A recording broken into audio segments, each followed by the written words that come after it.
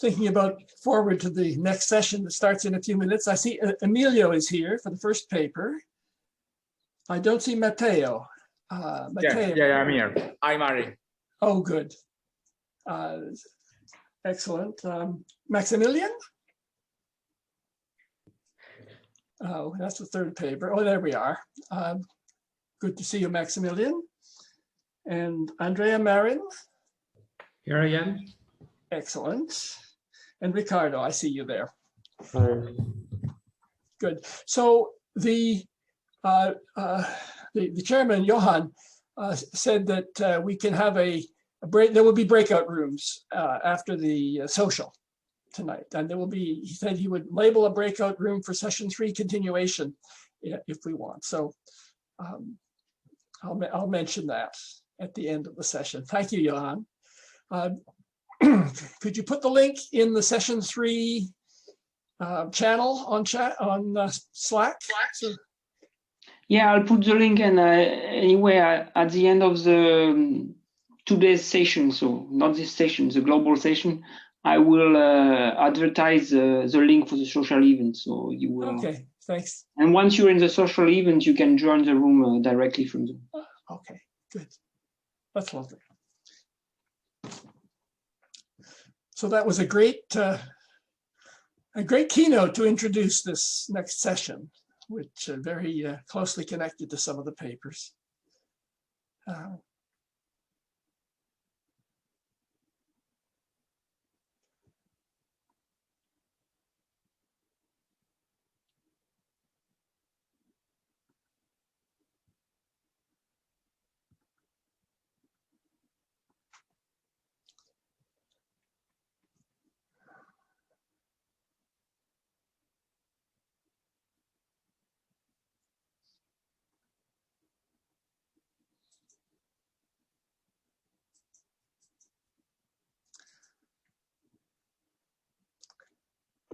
I'm afraid the session is going to be a bit of a marathon with 5 papers. Yeah, yesterday, one of the presenters mixed up the time, didn't show up. So it still was a marathon even before. Yeah. Oh, yeah. Well, then, yeah, it's always short. So I urge the presenters to try and keep their talk to 3 minutes, but I realize that you do need to present the main ideas, and the questions won't be on target. So just do our best.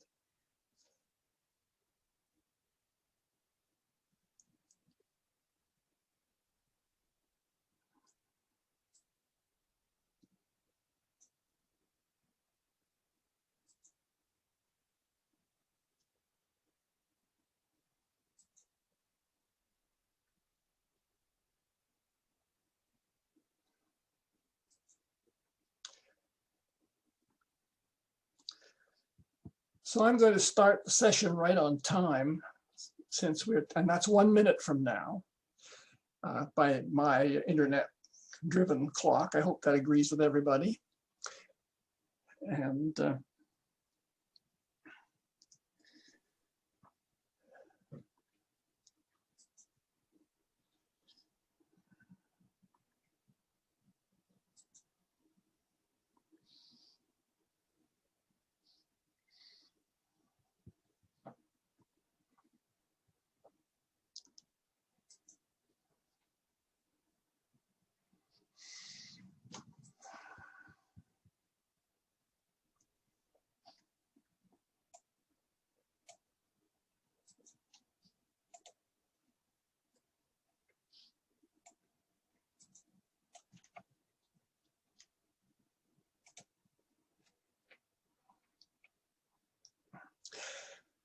well, I think we should begin. So welcome everybody to the 3rd session in this year's ICPE. Our first paper is going to be presented by Emilio Incerto. It's about extracting queuing networks using optimization. Emilio is a research collaborator at IMT in Lucca in Italy, and he's worked on real-time control using fluid models, among other things. Emilio. Okay, thank you, Mari, for the introduction. Do you see my screen? So the Yes. presentation? Yes, okay. we see you. Okay, thank you. So let's start. So what we see now is the teaser of the paper entitled Learning Queue Network via Linear Optimization, that, as the title says, it's about how to derive automatically queue network specification from a running system. So from the execution traces. Okay, so this is the overview. What we see is that how it is possible to learn this kind of modeling that is very popular and very well known, but just by using a linear programming approach. So a very efficient, and I say one of the most efficient optimization technique. The characteristics of the approach that we propose is that we can learn this kind of model, so the full queue network specification, just by looking to non-intrusive logs. And these logs are the queue length traces. And the queue length are just individually traces. So I don't need to understand what is calling who is calling who. So the internal connection. I'm not going to track each call between for example, microservices. I'm just looking at the average number of users in each station.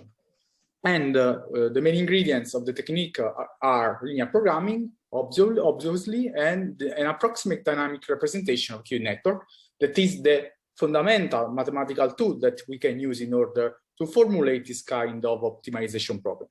And the advantages that we get are high efficiency, since linear programming is the most efficient mathematical programming technique, one of the most efficient, and we have high prediction power. Because what we will see in the result and what you can see in the full video, you can use some kind of prediction that are extrapolation. So you can understand what will be the behavior, the quantitative behavior of the system in a region that are far away from what you use for learning. Practically, the problem we are trying to face is this one. So we have in the left-hand side of the figure, we have a queue network that we can see also is a system, it's a standard load balanced system. What we want to do is to learn the parameter of the queue network that is able to describe the evolution of the system just by looking to the right-hand side figure. So to the queue length traces that we can get from the system. In this case, what we have is that the dataset that we are using is the collection of the evolution of the 3 queue length traces, because here we have 3 stations that you are trying to learn, and by using different initial population vectors. So we have different initial point. You can see that each chart is related to a different initial condition of the system. And then the problem is that can we learn the parameter, so the mu, the s, and the p of a queue network just by looking to these queue length traces? The answer is that we shown in the paper and in the full video is yes. And we evaluated our approach by using a random queue network of different sizes.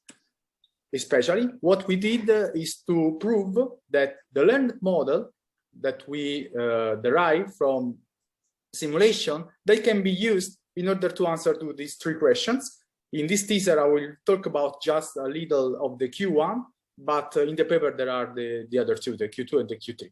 So in the Q1 question, what we asked is that, are the learned model able to do accurate prediction from different initial population vector with respect to those used for learning? So the idea is that if the learned model are usable and suitable for doing prediction using different population level that we seen in the learning traces.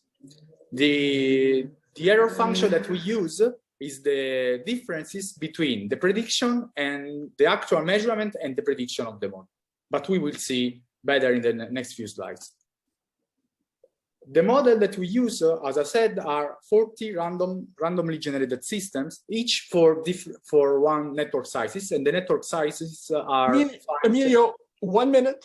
Okay, so yes, I have just one slide.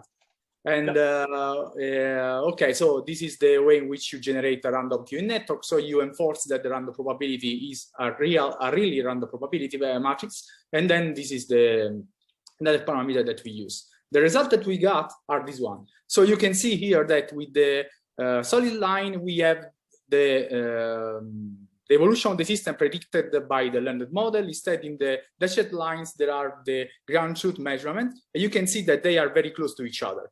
And what we see is that the maximum percentage error between the different sizes is not so different. So the approach is not dependent on the size of the network. And you can see that this is also something that is very accurate, because the error that we got. Oh, no. Please mute yourself. Thank you. Okay. So the error is very, very small, and so we can trust to the learned model. In general, these are the statistics about the error that we collect for answering these questions, and we can see that the error in average is always under 2%, and it's also decreasing with the increasing of the network size. This is something that you are trying to investigate, because it's not so clear why this is going in that way. And by using this model, we can do this kind of prediction. And that's it. Thank you, Emilio. Could you stop sharing so we can see each other? Yeah. You can post your questions on the chat. I don't see any question. Would anyone like to ask? Open mic for a moment. So I have a question. Can you apply this if there is one queue in the system or two queues in the system that you don't have measured queue lengths for? No, you cannot apply the linear programming formulation, because one of the assumptions that you need to have for formulating the linear program is that you need to measure all the queue that you want to learn, so that you want to estimate.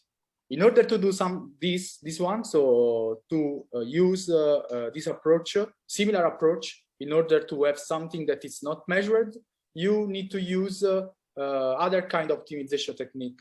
Last year here at ICPE, we presented an approach that was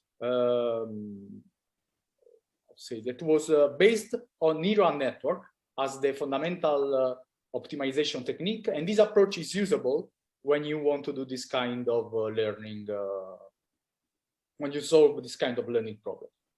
But instead, if you want to use the linear programming approach, you need to use, you need to measure all the queue of the system. Does someone else have a question? I would have one. Enrico, yes, please. Thank you, Emilio. So you have measurements on each queue.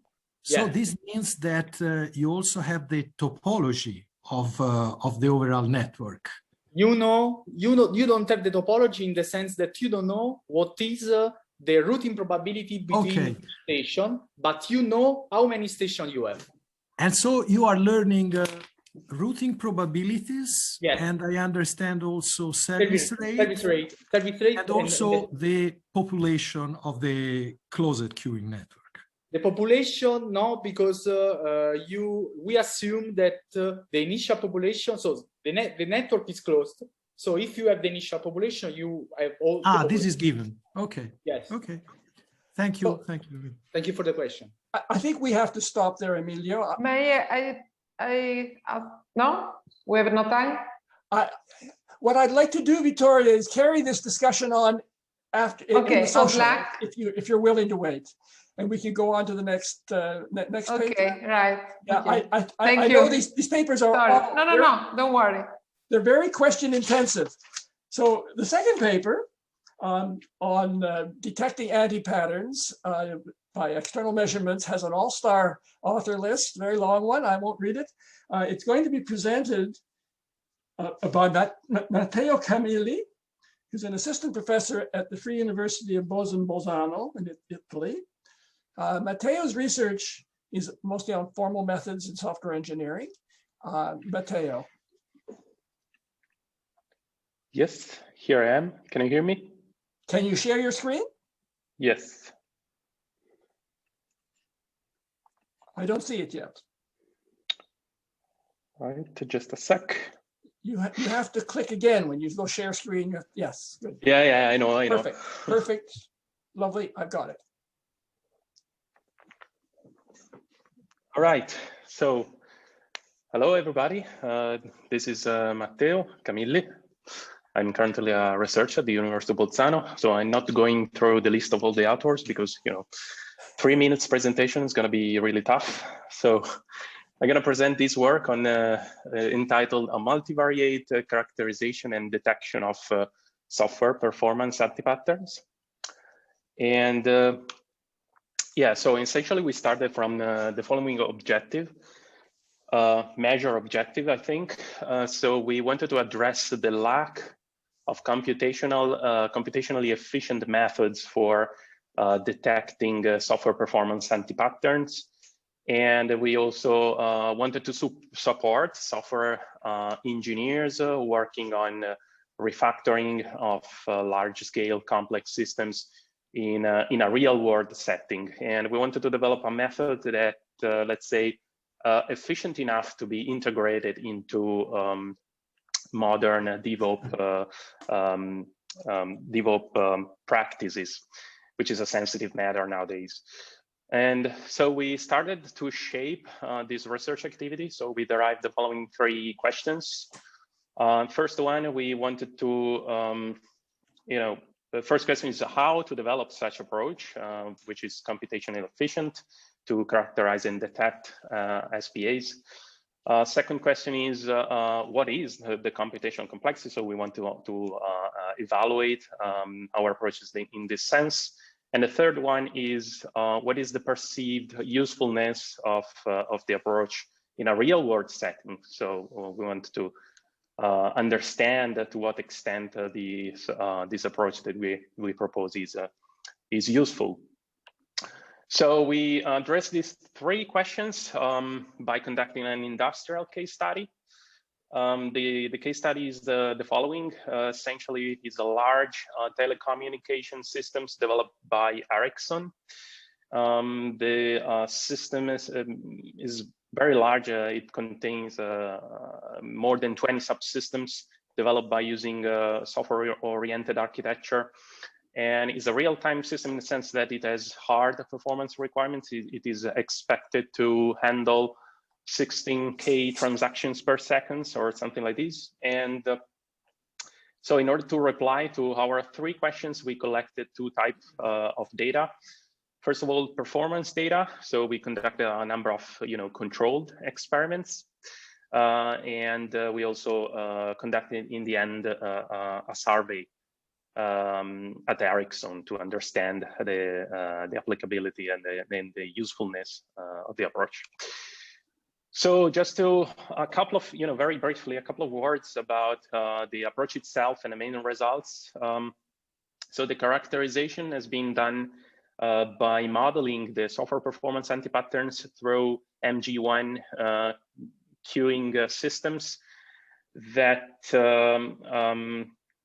and these models have been, fine-tuned by parameterizing these models, collecting the data in the field, from the field, and observing the evidence of our target system in production.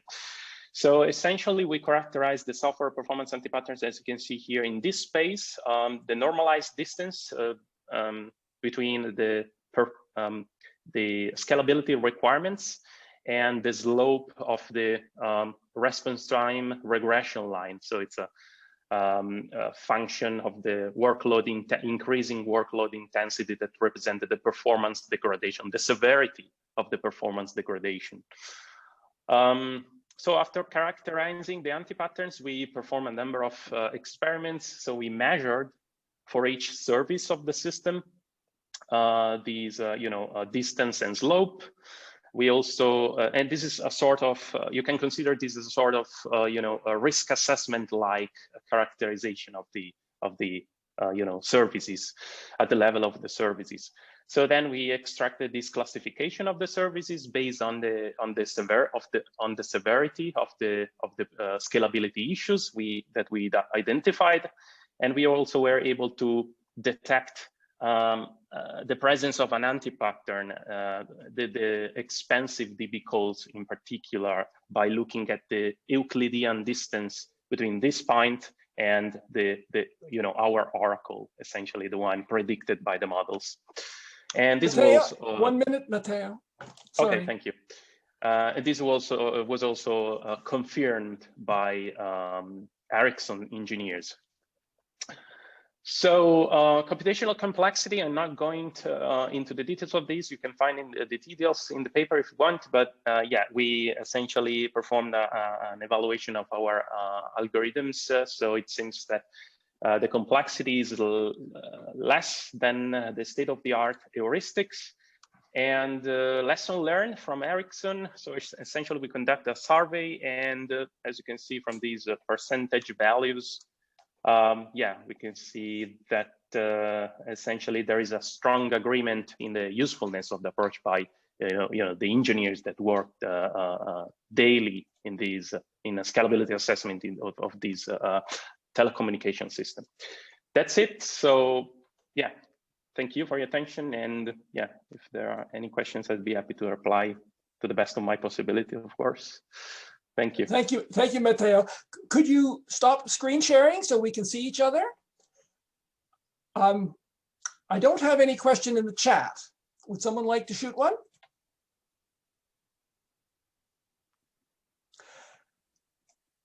Well, I had one myself. You mentioned that Ericsson engineers were concerned about databases, the database queries. Do you think your method could be adapted to incorporate that kind of concern in advance in discriminating patterns that are maybe at risk and away from patterns that aren't a problem for this particular module?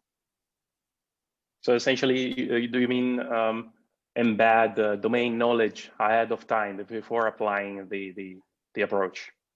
Yeah, as another factor, some sort of weighting factor.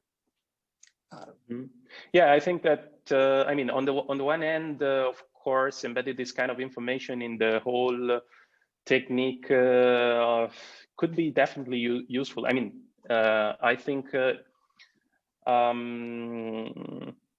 you know, there could be benefits in this sense, but on the other one hand, I think that this could lead to non-trivial work to make the approach operational and transparent to different contexts. Maybe keeping the approach as much black box as possible is better to favor, I don't know, widespread adoption or something in this direction.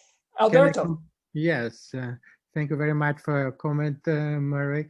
I think like when you deploy to large domains, different domains, one of the future work you are planning to do in this research is to characterize the antipatterns that are typical in that domain. For example, if you go to a database company versus telecommunication or medical company, right? Each one may have different types of software performance antipatterns they observe in production. So we could complement. So in this work, what we did, we characterize the most common software performance antipatterns reported in the literature. We look at Wirth's thesis from Stuttgart that was very detailed in that sense, Ducati Tribbiani thesis, and we based on those, right? But clearly there is a lot of work to make sure it's a valid implementation in real domains, right? Thank you, Alberto. I'm afraid that we have to move on to the next paper. If you have another question, please post it on the Slack channel and we can tackle it if we meet later on. I think that would be valuable. So the next paper is okay, thank you very much again. Oh, thank you. Yes, thank you very much, Matteo, for your effort in presenting. You did very well. The next paper on in-memory database modeling, it will be presented by Maximilian Barnert. Maximilian is a consultant with Fujitsu TDS in Germany and is finishing his doctoral program at Munich with Professor Kirchmar, who's co-authored. Maximilian. Yeah, thank you for the introduction. I will try to share my slides. 1 second. Can you see the slides? Yes, we see your slides. Okay. As Murray already mentioned, my name is Maximilian Barnert. I'm associated to the Technical University of Munich. And in the next 3 minutes, I want to give a short overview over my paper simulation of in-memory database workload, comparing Markov chains to relative frequency and equal probability. I hope I will stay in time. It's not a lot of time. Okay, just some words to the motivation. This paper is motivated by the fact that existing performance modeling approaches for in-memory database systems mainly integrate a certain workload, for example, to evaluate models that reflect specific performance aspects. And when someone else begins to model workload, he is confronted with several challenging questions that are not answered yet. For example, how can workload be exchanged without recreating complete models? How can the effort be reduced for exchanging workload? And what level of detail is needed to represent a workload? How detailed must it be? And is one technique superior to another for specific tasks? Oh, sorry. And in this paper, we tried to get an answer to these questions. First, we describe a modeling approach that allows to decouple the workload representation from the system-specific parts in a performance model. And secondly, we propose an automatic model creation approach to reduce the effort and to simplify the creation of the workload representations. And finally, we perform experiments to investigate the question how the level of detail in workload representation impacts accuracy and simulation duration. In these experiments, we first perform measurements running analytical and transactional workload against the memory database SAP HANA. This allows to get different workload characteristics, different load, and different workload compositions. And we compare these measurements to simulation results for using 3 different workload representation techniques, namely a Markov chain-based, a relative frequency-based, and an equal probability-based approach. These 3 approaches differ in level of detail representing the real user behavior, and they need different level of detail in the traces to be created, and the complexity of the models is different.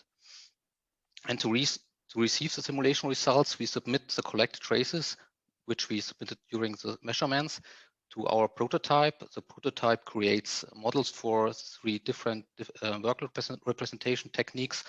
And finally, we solve these models to get the simulation results. Oh, sorry. And our experiments show a trade-off between accuracy and time costs. Using Markov chains returns the most accurate results, but as the model complexity is very high, we receive the highest durations for solving the models. And in contrast, the relative frequency-based approach is not as accurate as a Markov chain approach, but still returns precise results. And especially the prediction of workload compositions becomes more precise for higher load. But compared to Markov chains, simulation durations are shorter. And therefore, we think it's a good solution for scenarios where speed is more important. Okay, that was my summary. I hope I was in the 3 minutes time frame. That's perfect, Maximilian. Okay. So perhaps if you stop screen sharing, we can see each other. Okay. And would someone like to put in a question? I don't see one on the chat.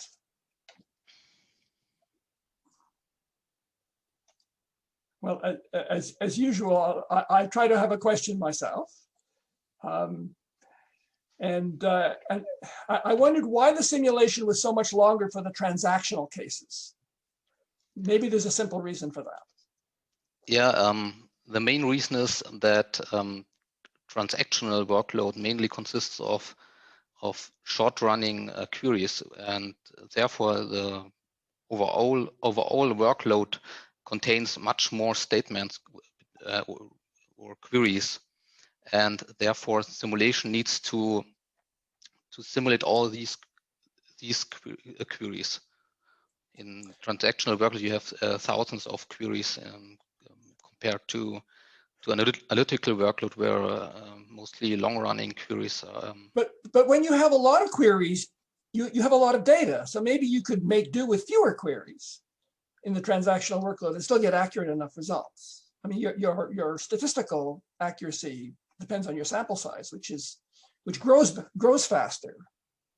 Yes, the sample size is higher for transactional workload because you have much more queries in it. Yeah, I'm just wondering if you couldn't shorten the runs and get adequate data. Yeah.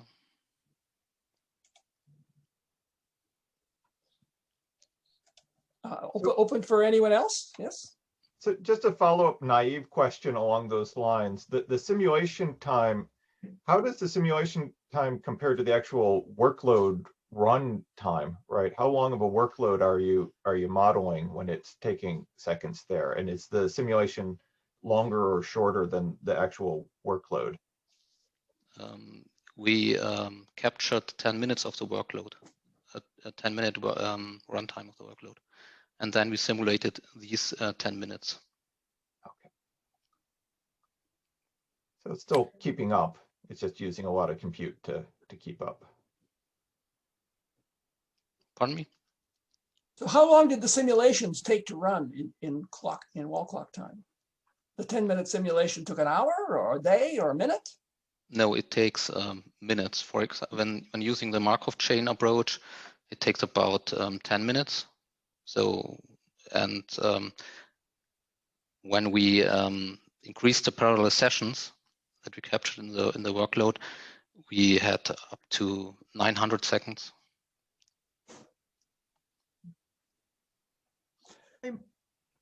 Yeah, Enrico. Oh, thank you, Maximilian. I'm not sure whether I caught a point. I was wondering whether you have some correlation between the data set on the activity on the database, correlation with respect to use cases that are being performed at the application level. We used standard benchmark, the TPCC and TPCH benchmark, and regarding the amount of data, we always used 100 warehouses for the experiments. We have time for one more question from Vittorio. If you can be quick. Vittorio? I thought you were asking to ask a question, but you are muted. No, I'm not asking. Okay. No. I think then we should probably go on to the next paper. Thank you very much, Maximilian. So the next paper on a problem related to blockchain modeling will be presented by Andrea Marin, who's an associate professor at the University in Venice with research interests in queuing theory. And I see we have other queuing theorists on this paper. So, thank you very much. Thank you, Andrea, and carry on. Thank you very much. So this is the work with Simonetta Balsamo and myself, of course, Isi Mitrani and Nicola Rebagliati. So before showing the queuing model, let me summarize a little bit the way that proof of work in blockchains work. So basically, you've got some blocks that are the consolidated blocks, the gray ones in my picture. And then the transactions are not immediately inserted in a block, but they are collected in a mempool. These are the pending transactions, so a transaction that aims to be verified and be added to the next block.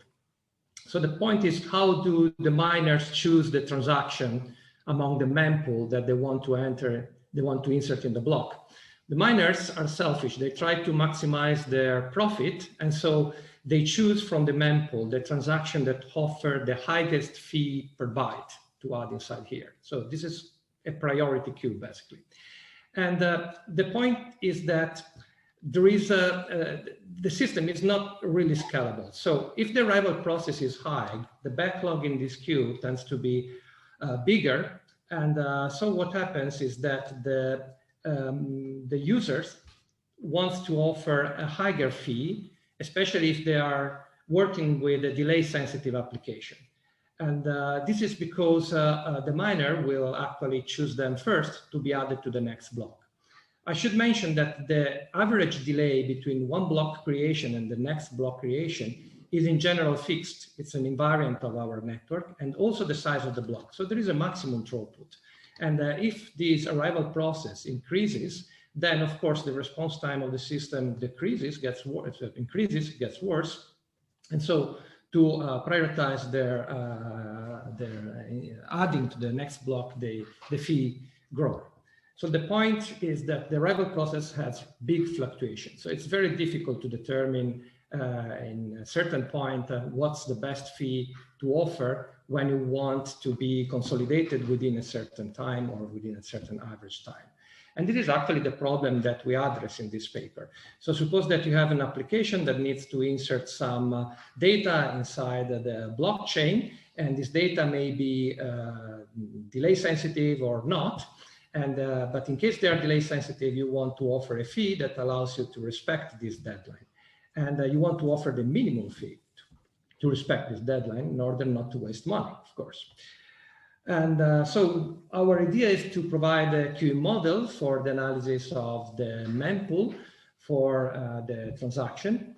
And we derived the expected residence time in the mempool for the transaction offering a certain amount of fee. And we also work with the drop-in probability, because clearly the system can become unstable when the arrival process has a higher intensity than the maximum capacity of the system. The model is validated with the data retrieved from the Bitcoin blockchain. So this is the idea of the model. It's a batch model, a model with a batch service. And there are several classes. The priority among the classes are strong priority. So you serve a certain class only when all the classes, all the jobs with higher priority are already served. And we find the solution for this kind of system. This is the evaluation of our model. Please note that the scale on the y-axis of the two plots are different. And this is the case of heavy load. This is the case of moderate load. And as you may see, the comparison between the measurements and the model is very good. Then we also studied the distribution of the response time.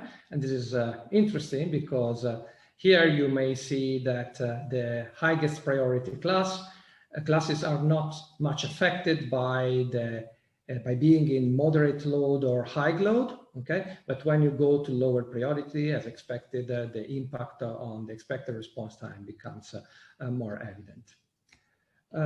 This is the analysis of the drop-in mechanism. Essentially, there are two types of mechanisms that have been proposed for this kind of system, which are very intuitive. One is that you drop the transaction that stayed in the mempool more than a certain amount of time. So for instance, 48 hours or 72 hours, okay? And the second way is that you put a fixed size to the mempool, and whenever you saturate the mempool, you drop the transaction with the lowest fee, of course.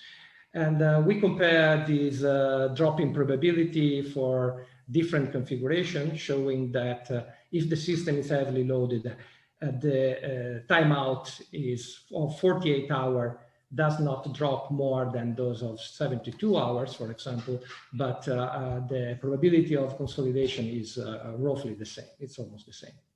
Okay, so some concluding remarks, and we are presenting this QE model, and the analysis is done in a steady state.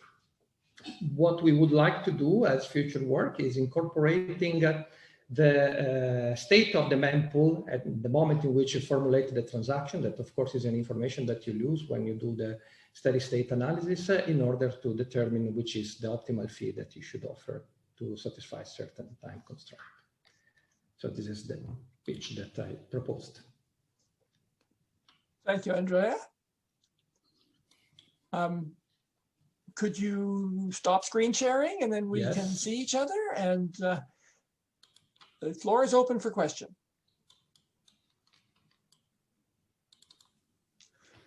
So my question was, how did you calibrate your analytic model? I missed something about that. Maybe I just didn't see it. Yes, it's we take the data from the blockchain. So the idea is that we monitor the mempool. So we run our Bitcoin node for several months, and we monitor the mempool of this one. So we have the information about the intensity of the arrival process and this kind of data that describes the arrivals. And then to check the consolidation time, well, it's easy because every transaction is associated with a unique identifier.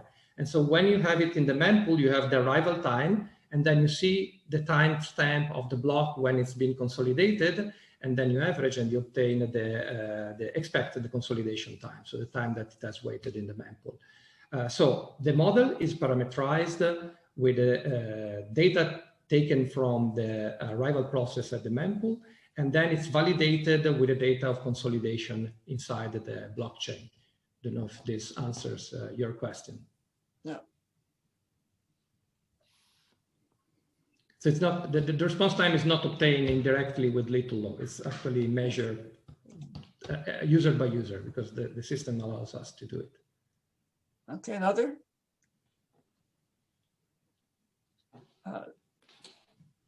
Well, I think it might be wise to go on to our last paper because we're just about on time. Thank you very much for Andrea for your presentation. And the fifth and last paper,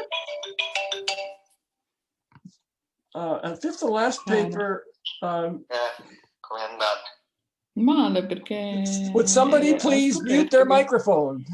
Quando ho cambiato le gomme, Simonetta, will you già gomme invernali.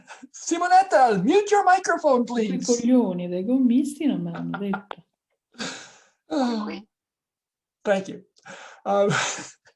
Last paper, which is on again on antipatterns in cyber-physical systems, will be presented by Riccardo Pinciroli. Riccardo is a postdoc at Gran Sasso Institute, and he works with Katia Trubiani and apparently with Connie. So, Riccardo. Hi, thank you, Maria, for the introduction. So this is a work with Connie Smith and Katia Trubiani. And here we wanted to identify performance problems of cyber-physical systems early in the development process of this kind of system. This, of course, would allow to reduce the cost of deploying this kind of cyber-physical systems. However, standard techniques cannot be applied here because of the heterogeneous software and hardware components of cyber-physical systems. So we opted to use software performance antipattern, specifically defined for cyber-physical systems, and to model them using queuing networks that have been proven in the past to be efficient and accurate in modeling real scenarios. The goal here would be to show that queuing network can model can recognize the performance problems of cyber-physical systems that can be associated to performance antipatterns. So the three antipatterns that we consider have been introduced last year here at ICPE, and they are the are we there yet antipattern that is about requests that check the occurrence of some events. The is everything okay antipattern that represents the request that check the status of system components, and the where was I antipattern that represents processes that lose their states and needs to recompute it. So we model these two antipatterns using queuing networks, and we apply them to a case study, a data acquisition system that I'm not showing in this teaser because of time. However, by simulating this data acquisition system, we were able to obtain these results that are showing the effect of the three antipatterns on the system performance. For example, at the top, you can see the impact of the Arbitrary antipattern on the system response time on the left y-axis and on the controller utilization on the right one. Basically, you can see that when Z polling on the x-axis, that is the time between two polling requests, so requests that are polling the sensors to see if new data have been acquired. So when Z polling is too small, the system performance are pretty bad, pretty high. However, we can improve the performance of the system, reducing the frequency, the polling frequency. And a similar behavior is also observed for this everything okay anti-pattern. This time, though, on the x-axis, we have the status, that is the time between two requests that check the status of some components in the data acquisition system that we consider. These requests check the status of sensors. And again, the higher is the checking frequency, the worse is the performance. And finally, to evaluate the impact of the where was I anti-pattern, we look at the amount of drop data as a function of the time that analysis requests that process the data that have been acquired by the data acquisition system spend at the controller. So these analysis requests may spend more time at the controller if they lose their state and they need to recompute. And as you can see, the drop data increases with this time, and many drop data is an unacceptable scenario for a data acquisition system. That's all. Looking forward to your question. Thank you, Ricardo. Perhaps you could stop sharing and we can see everybody. So we have a question. Someone, Matteo, I see your hand is up. Is that correct? Yeah, my hand is up. Go. Yeah, I wanted a clarification on the anti-pattern. Are we there yet? It sounds to me something like, it's very similar to polling, which is something which is very well known. And is this a name for something that we already know? And or the fact that this anti-pattern is for cyber physical systems, so maybe the physical dimension adds something else which I didn't get. So can you clarify a bit this point? Well, so as I said, these anti-patterns have been defined specifically for cyber physical systems. So as you were saying, this may also, this is not just about polling, although we use this class to analyze the impact of the arbitrary anti-pattern on the system performance. But of course, any request of the cyber physical systems that check if some events occur, they can be classified here. So they can be classified as an arbitrary anti-pattern.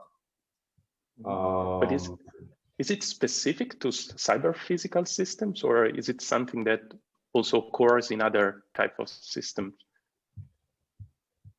Well, probably this can also this can also be applied to some other systems, I think. Again, probably it depends on the type of system that you're looking to. But yeah, generally, I think cyber physical systems is not the only one, although it's been presented as related to this kind of systems. Yeah. Okay, thanks. Can I add something quickly? The anti-patterns were defined in a paper last year where, again, 3 of those were new for cyber physical systems. They do occur in other systems. And there are some other ones that were mentioned that were previously defined that are frequently occurring in cyber physical systems. And polling, as Ricardo said, that's one instance of the anti-pattern, but it's not the only one. Thanks. Someone else?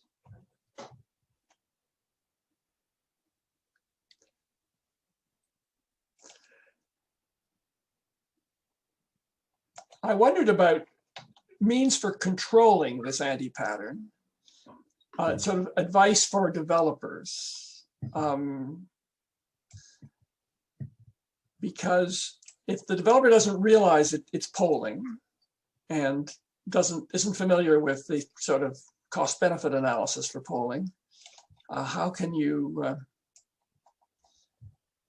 sensitize the developer to the issue? I mean, there isn't a lot of guidance for how often you need to ask, is everything okay?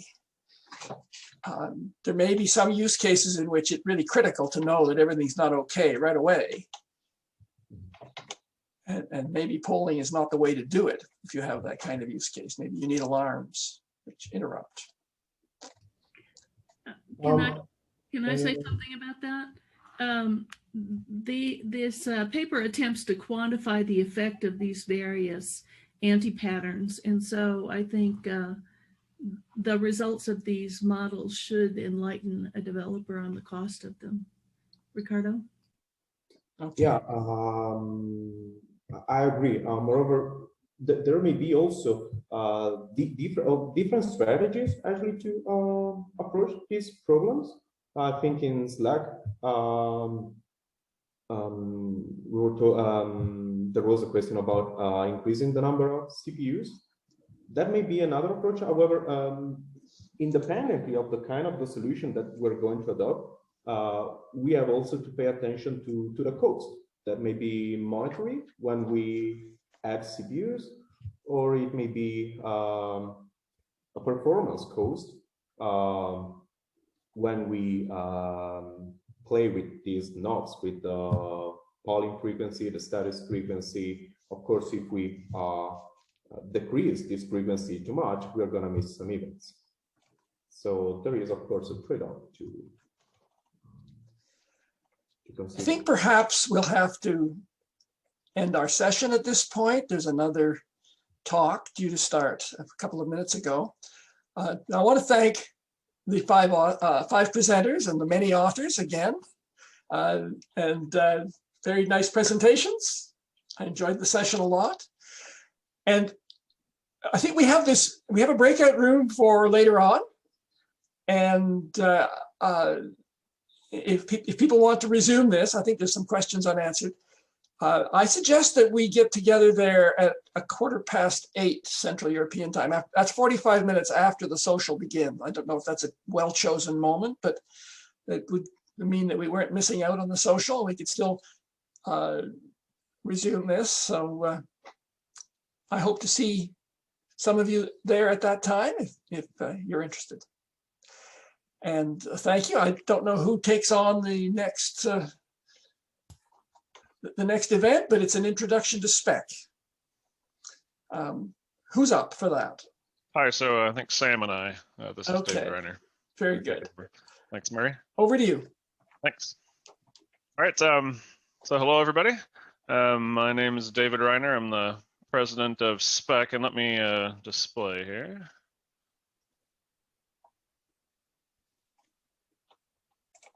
All right, so we're going to be, Sam and I are going to be sharing just kind of an overview of what SPEC is. I'm sure a lot of you have heard of it, or some of you have hopefully used some of our benchmark results, but a little more information about the different things going on in SPEC, and Sam's going to cover the research group.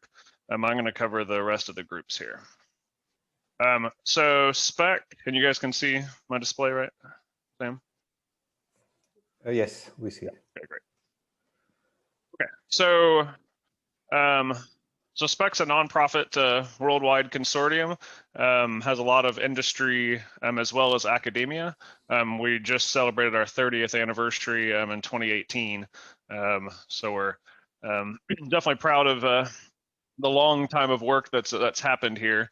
As you probably know, we develop industry standard performance and power or energy efficiency benchmarks.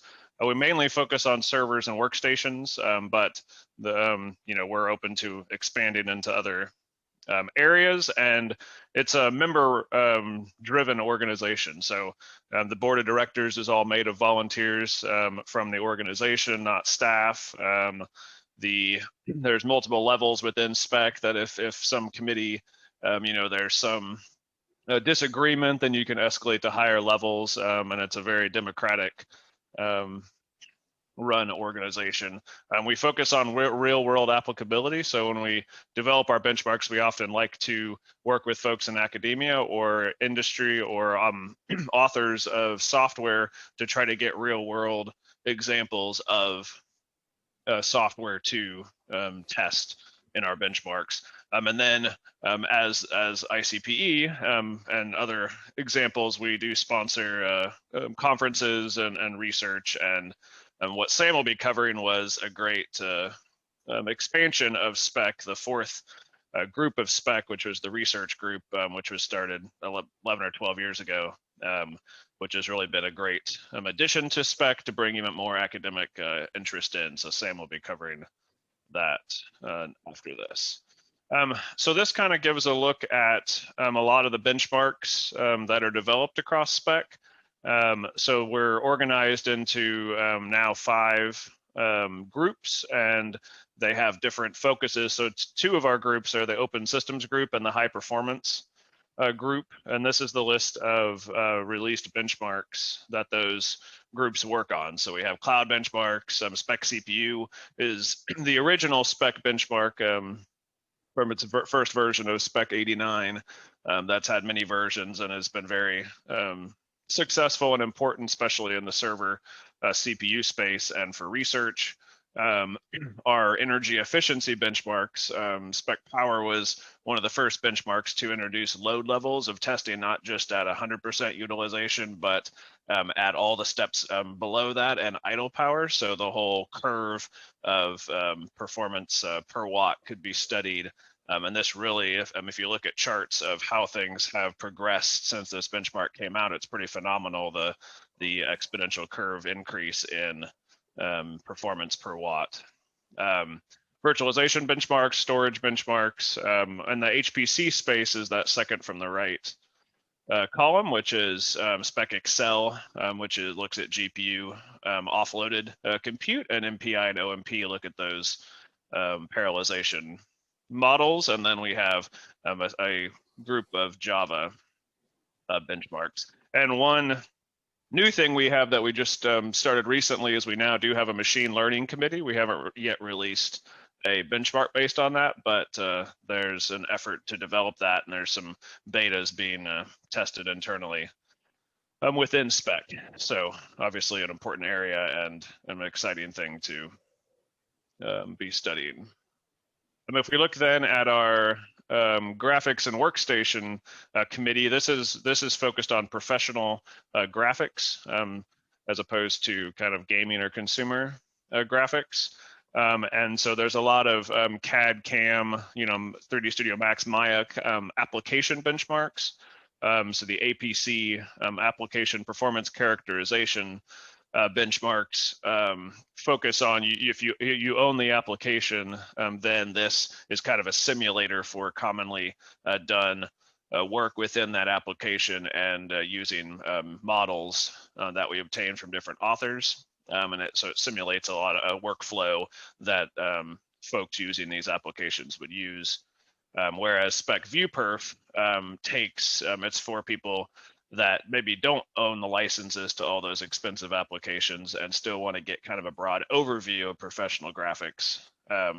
It takes the OpenGL or DirectX instruction stream, is traced from a lot of those APC benchmarks and others. And then that's replayed in a harness so you can get a good overview of the frames per second that your graphics card and system can obtain on all those different applications. And then finally, the SPEC workstation benchmark broadens somewhat. It looks at, obviously, workstations are not just the graphics component. And so that looks at more CPU and storage related workloads, as well as includes some elements of ViewPerf in it.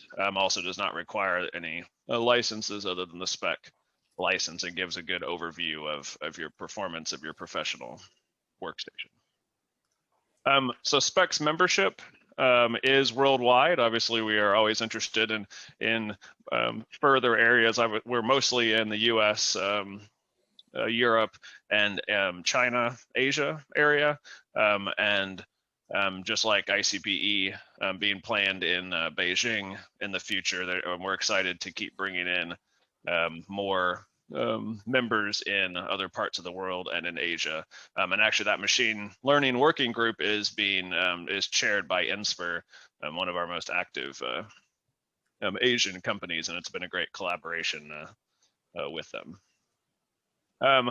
As far as media coverage, SPEC is pretty widely covered around the world. When benchmarks come out or products come out that are using the benchmarks, or academic papers come out that are using SPEC data, those do tend to get a nice amount of press.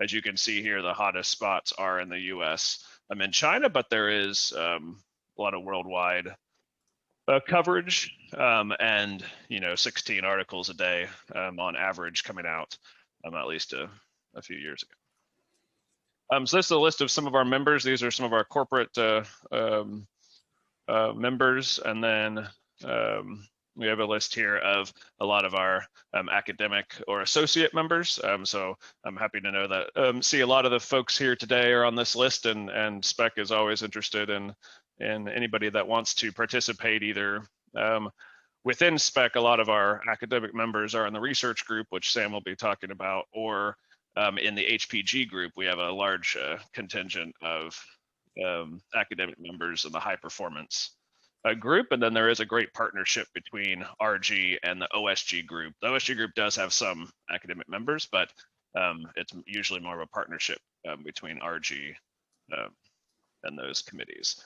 One of the other things that has developed over the last 5 years or so is that SPEC benchmarks, especially SPEC CERT, are being involved in government energy efficiency regulations.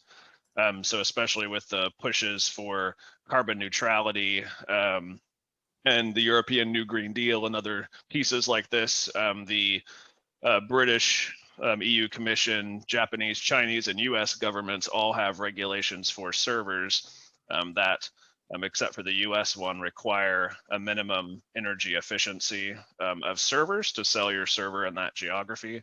And they use the SPEC CERT energy efficiency benchmark, which is based on SPEC power, to assess that energy level, and that's what the threshold is set against. And then also in the US, Energy Star also uses ViewPerf for workstations and our storage benchmark. And those are all required for government acquisitions, and some governments or some companies require Energy Star for their product. And because we had this, we kind of got into this maybe, actually maybe longer than 5 years ago. It's grown, and because of that, we actually here at ICPE are announcing the formation of the fifth group of ICPE, which is called the International Standards Group, which is to focus exactly on this standardization work and working with external organizations. And we will have a poster session tomorrow that Klaus Lang will be leading, talking more about that. So please join us over there if you're interested in learning about this new division of SPEC. The other piece related to international standards is that SPEC is for the first time included in an ISO IEC standard. This was done within the SC39 group of ISO IEC, which focuses on data center energy efficiency KPIs. And that is where the PUE KPI was internationally standardized, which has had a big impact on the data center industry. And so this is SPEC CERT and some of the infrastructure around it that governments use in their energy regulations is in this standard. So pretty exciting thing for SPEC.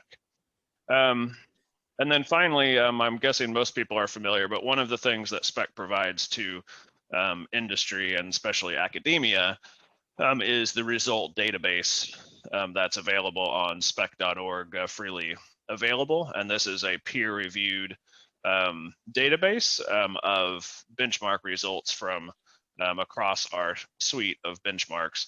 This is definitely a great resource, especially Spec CPU, which pretty much every new server that's released, every vendor that sells it with every CPU it's offered on it is usually published on the Spec website using Spec CPU 2017 now.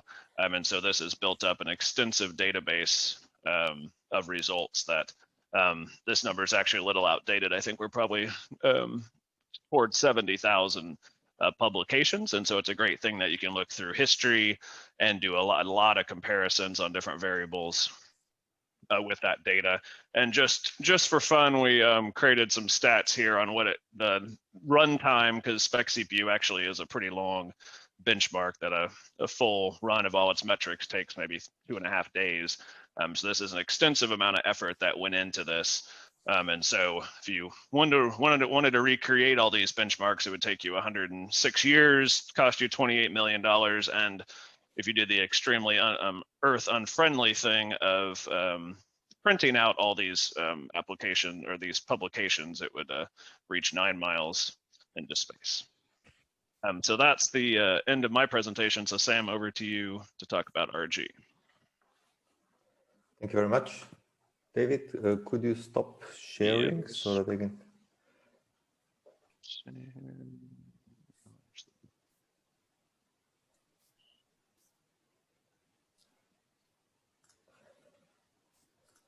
Okay, I should be stopped.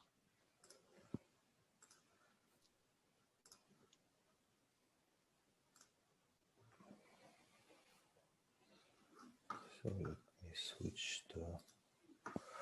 Okay, so we are already more or less in the break, so I have to be very compact. I know it has been a long session, but I will try to summarize very briefly the SPEC research group. As David mentioned, that's a group that was formed about 10 years ago. And yeah, so the group has the following activities. There are working groups focusing on different areas, and you can see here the different working groups within the research group, one on cloud, one on security, DevOps, power, and quality of experience. And currently there is a group being prepared to be launched on predictive data analytics. It's related to the machine learning activities at SPEC.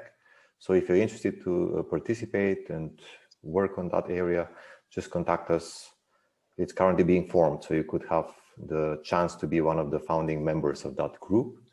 We have a repository of peer-reviewed tools and experimental data and traces. We have also a portal for all kinds of performance-related resources on our website.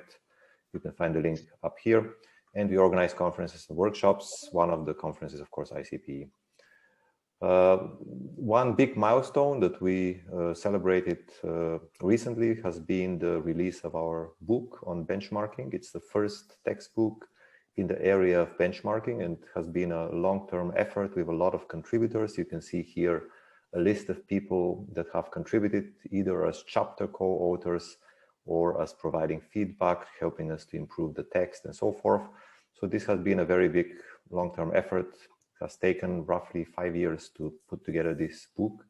Went through a lot of iterations with two different parts, one about foundations and one about applications. The first one gives you more or less the textbook part in terms of fundamentals of benchmarking, and the second one focuses on different areas of benchmarking, talking about latest benchmarks and benchmark development efforts. Now, based on this book, we put together a course that covers the theoretical and practical foundations. I presented also at the WebPay workshop on Monday about this course. And we are going to provide teaching materials very soon in the next weeks. Teaching materials include slides, but also some other materials, including also some code, R code for some of the exercises and so forth, and exercises for exams and so forth. And I would like to acknowledge that this has also incorporated feedback from many, many students from these universities you see here over a long period of teaching on these topics since 2006. So if you're interested, just contact me about the teaching materials. Now, giving you a very brief overview of the different working groups. The first one is the cloud group, which is very the oldest one and headed by Alexandru Iosub, Nicholas Herbst. And it has multiple activities. It also organizes workshops. A very successful workshop here at ICPE took place on Tuesday, the Hot Cloud Perf. They also have a Dachstor seminar taking place in a couple of weeks. Also a very important event on serverless computing with Ian Foster participating. So that's a very, very exciting thing coming up. Some of the outputs from this group, on the one hand, there were top publications on serverless computing recently, as you can see here, a couple of them, but also a serverless benchmark is under development, and general cloud experimental methodology and reproducibility guidelines. There are some very impactful publications on that. And also there is an activity on edge computing. The DevOps, so if you're interested in this group, just follow the link, contact the chairs, and they can provide you information. This applies to pretty much all of them. There is a link on top you can follow. The DevOps Performance Working Group, headed by Andre van Hoorn, University of Stuttgart, and Cor Paul, who is one of the PC chairs at the conference here, is focusing, as the name implies, on DevOps issues, and in particular, next generation cloud application and testing of those applications, continuous software engineering and continuous delivery, and lately resilience engineering for cloud native applications.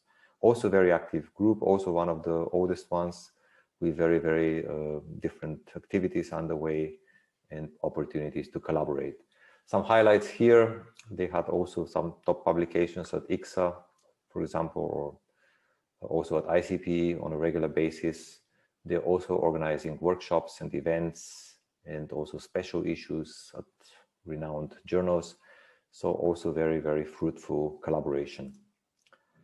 The security group is headed by Alexander Milenkowski, who is leading some activities in the area of hypercode injection and benchmarking of hypervisors, focusing on the hypercode interface. And some of the latest results were results on the Microsoft Hyper-V hypervisor, showing some robustness issues and scalability, stability issues. And these were reported to Microsoft, they were acknowledged. So there is work to resolve them. Currently, some results are published here in a paper that is going to be submitted soon. So the focus of this group is on low-level system interfaces and the benchmarking of robustness and security aspects of those interfaces.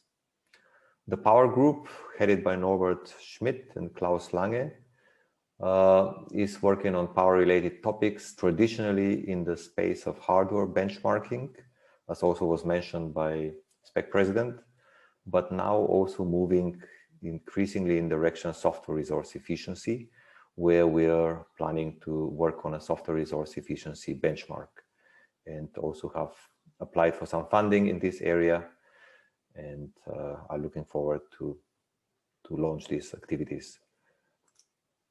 The Quality of Experience Group is a group focusing on the user perspective and user perception of the quality of service provided by a system.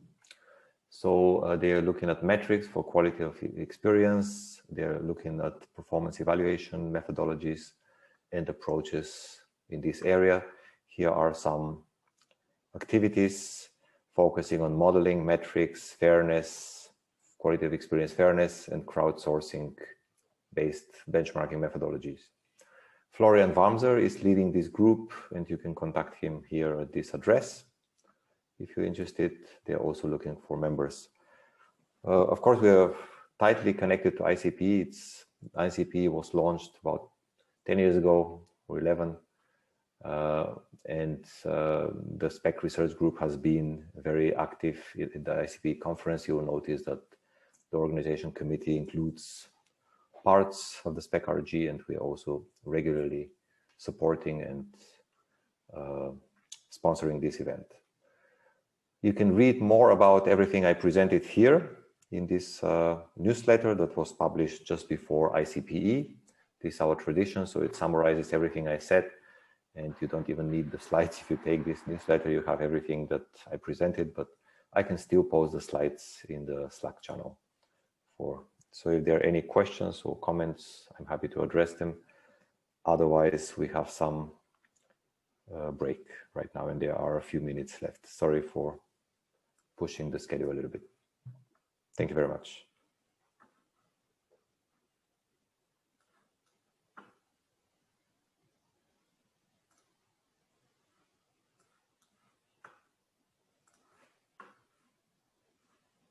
So the next session, theoretically, it should start in 5 minutes, but yeah, as I said, the schedule was a little bit pushed. So next session is on memory and resource management. I'm not sure who is chairing that session, but it should start. This is Andre Bondi. I am. Ah, okay. Hi, Andre. Yeah. So I'll start it in 6 minutes from now. Okay. Thank you.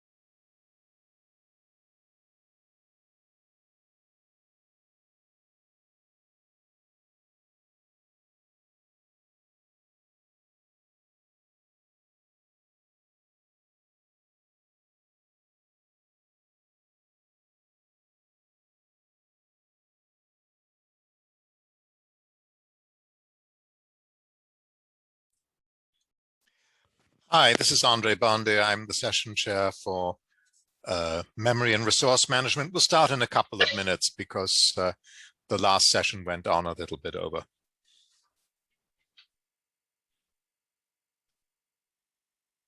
Hi, Andy. Am I audible? Very good. Welcome, Mohammed. Okay, thank you. Thank you.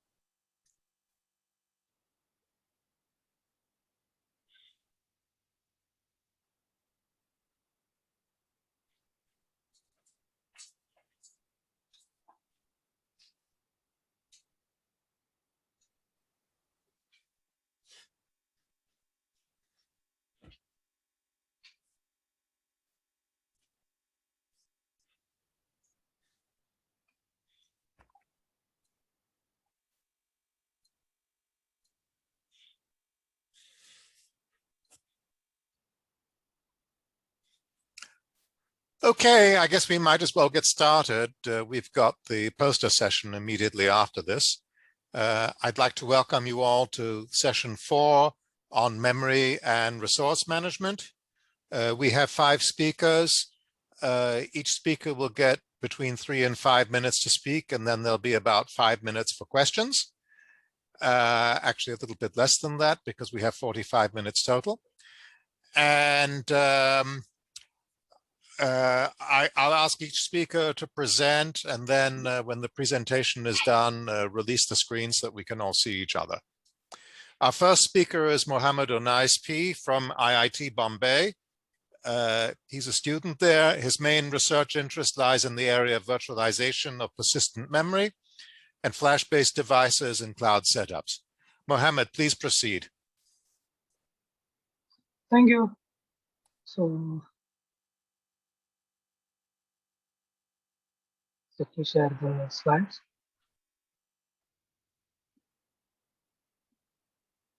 Yeah. Coming up. Very good. Got it. Okay, good.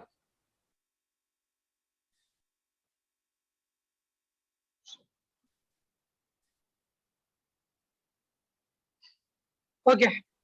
Hi, everyone. This is Unais. I'm a PhD student at IIT Bombay. And I will give a highlight of our paper of simplex, elastic persistent, and symbiotic SSD caching in virtualization environments. So this work is in the scope of using SSDs for I/O caching in virtualized setups. The main requirements of a storage media. So the main requirements of a storage media are low latency and persistence. So as we know, for the last couple of decades, SSDs are widely used as a cache layer in the storage hierarchy, or to fuse the performance gap between the fast and volatile main memory devices and slow and persistent hard disk. So there are different ways in which the SSDs can be used for cache, and they can be configured at various layers in the I/O paths. The more popular configuration is the hot side caching. So in this configuration, SSDs are used to cache the data stored in a slower device, and the cache is shared across the multiple VMs. The other method is client-side caching, where the SSDs are exported to a virtual machine, like a device, and the VM is going to use this device to cache. So it can perform any kind of caching, or it can export to the application directly. An application can use this device for its own cache. So in cloud setups, the key for a win are the overcommitment and dynamic provision of these resources. Now, like any other resources in the system, SSD-based caches need to be dynamically resized to account for the load in the VM, the performance matrices, and other usage policies. Now the question is, who is going to resize the SSD cache? If the hypervisor does the resizing, it operates in a VM transparent manner, and it cannot leverage the cache usage semantics and the load behavior within the VM. For example, the hypervisor doesn't have any idea on what are the type of the objects stored in this cache device and what are their related or their relative importance. So if the guest manages the cache, it can use the cache usage semantics for the better efficient decisions. But the existing SSD caching virtualization techniques are statically sized, and they lack the elasticity feature during the runtime of the machine.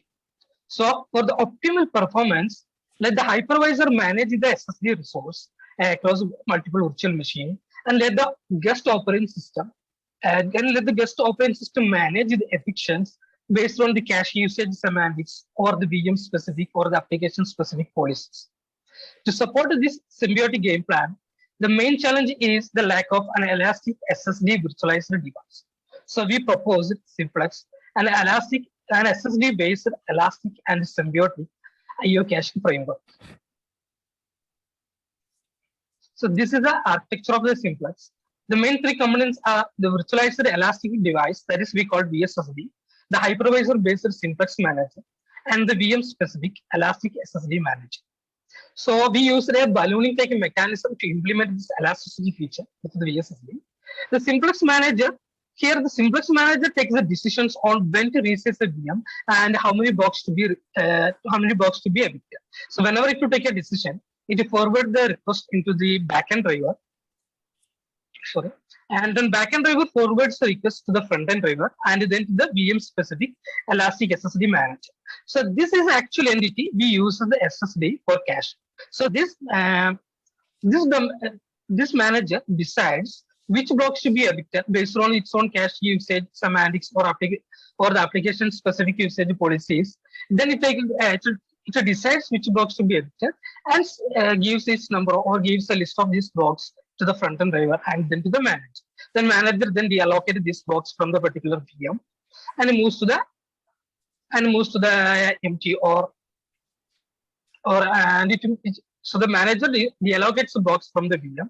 The evicted blocks are marked in the both front-end and the evicted blocks are marked in the both front-end and back-end drivers, and these informations are used to validate the further request to this device. So we modified two existing applications, DM cache and pad cache, to show the performance and use case of these simplex devices. So that's all about our work. So you can see the other experiments that we had done in this paper. So I'm open to the questions. We have time for 2 questions. I don't see a question either in Slack or in the chat. I have one myself. As I was going through the paper, I was wondering about the trade-off between block resizing frequency and the frequency of state changes. Do you care to comment on that? Also, if you could talk about the benefits of raising the frequency of either one or the other. So currently, okay. So can you please repeat the question for me? Hello? Yes. Can you talk a little bit about the trade-off between the frequency of block resizing compared with the frequency of state changes in the system? If I understood the paper correctly, go ahead, please. Okay. So the resize can be happen at a different time. For example, whenever a new VM comes to the system, that's the one used cache resize policy. That happens in the simplex manager. That's in the host side. So whenever a new VM comes to system, the simplex manager wants some blocks from simplex manager wants to deallocate some blocks from another VM. Then there will be a resize operation. Or if you do some performance-based resize policies, just like or the performance of all the VMs should be in the specific ratios, then whenever the ratio happens, there will be a resize policy. So I think we did every 5 minutes, we check what is the performance from each VM. And if there is a VM with the performance is low, means where bandwidth is reducing, then the simplex manager finds us how many blocks to be, how many more blocks to be allocated there for to the other, how many more blocks to be allocated for a particular VM. Then it take decisions on the target VMs from which we take some blocks from and then allocate. So it will be maybe around 5 minutes or something. That's where right now our simplest cache performance-based policies takes. Okay, thank you very much. Our next speaker is Ode Adulaimi. He is from Mälardalen at the School of Innovation, Design and Engineering in Sweden. He worked as a postdoctoral researcher at the Department of Mathematics and Computer Science at Karlstad, and he received his PhD in computer science in 2017 with cloud computing specialization. Ode, please share your screen and proceed. Thanks, Andre.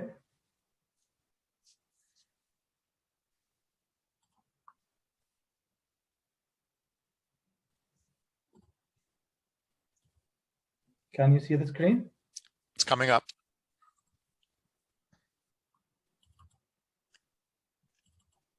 There we are. Good. And may I suggest that the next speaker share the screen as soon as the previous speaker stops sharing. That way we'll save a little bit of time. Go ahead, please. Yes. Hi again, I'm Ode. I'm here to present our work titled Loops, a holistic control approach for resource management in cloud computing. Actually, the motivation of this work, As we know that cloud-based applications are served through a pooling of physical machine hosted on cloud data centers, and modern cloud data centers support the virtualization concept. This comes with many benefits, but at the same time, it may result in contention for resources among hosted VMs, and also lack of resources required to serve the application with specific quality of service.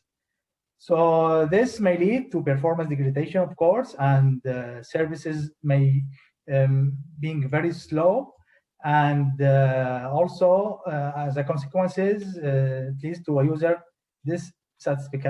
dissatisfaction. So to ensure a specific service level objective, there is a need for a dynamic tool for assigning computing resources to each VM based on the runtime state of the target environment. And to this end, we presented loops, which is a multi-loop control approach to allocate resources to VMs based on the service level agreement requirement and the runtime conditions. Our model mainly composed of the following: 3 control levels. They are resource tuning level. Yeah, I'm sorry, one moment, please. I can only see the title slide. Oh, sorry. Now? Can you share the actual slide, not just the PowerPoint screen, please? Yeah, this is the slide. So I'll stop sharing and reshare it again.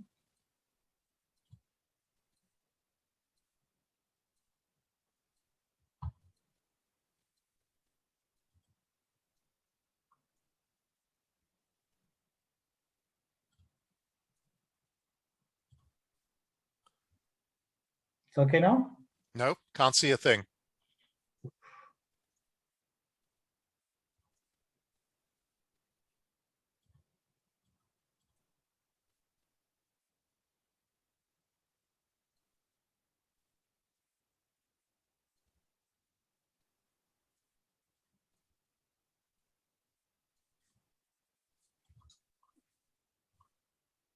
Please let me know if you can see the screen. Not yet. What I see is black. What I would do in order to save time is not to go into projection mode, but just to go into static mode, a regular mode, not presentation mode, and then we'll still be able to see the slides on the screen.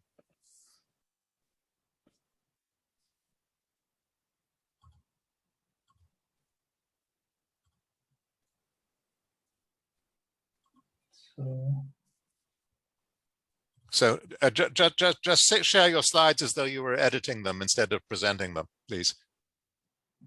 And that should fix the problem. No, still black.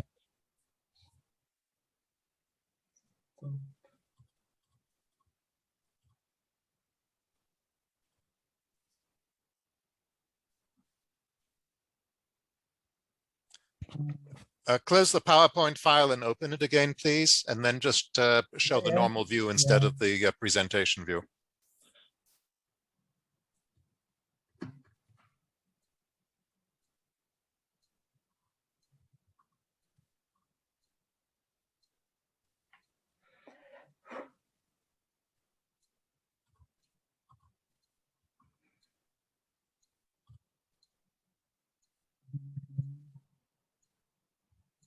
For now?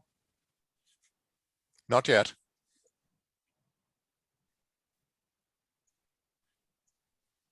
When you click on the share button, click on the PowerPoint icon, which will show a picture of. Yeah. Okay, now it's coming up.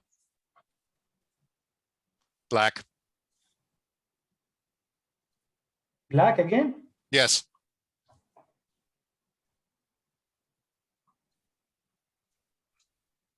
So can you maybe share it in a way that you initially did when we see the actual? Can I share the, for example, the PowerPoint Yes, just share the PowerPoint file, please. Okay, okay.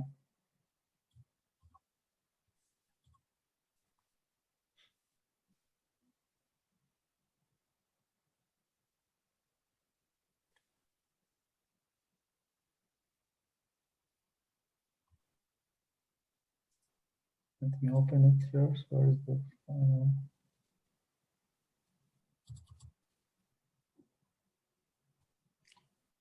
In the interest of time, I may have to either ask you to just go through verbally because we all have the paper in front of us. Just let me try this time, please. Okay. I opened the PowerPoint file.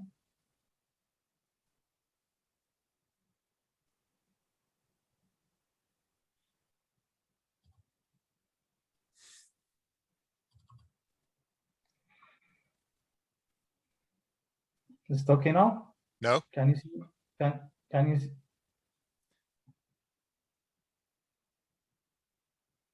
I shared the PDF file now. No, I can't see it. Maybe you need to log out and log in again. Yeah. Let's go on to the next speaker and then come back to you, please, if that's all right. Because we only have another half hour. I'm sorry. Ah, okay.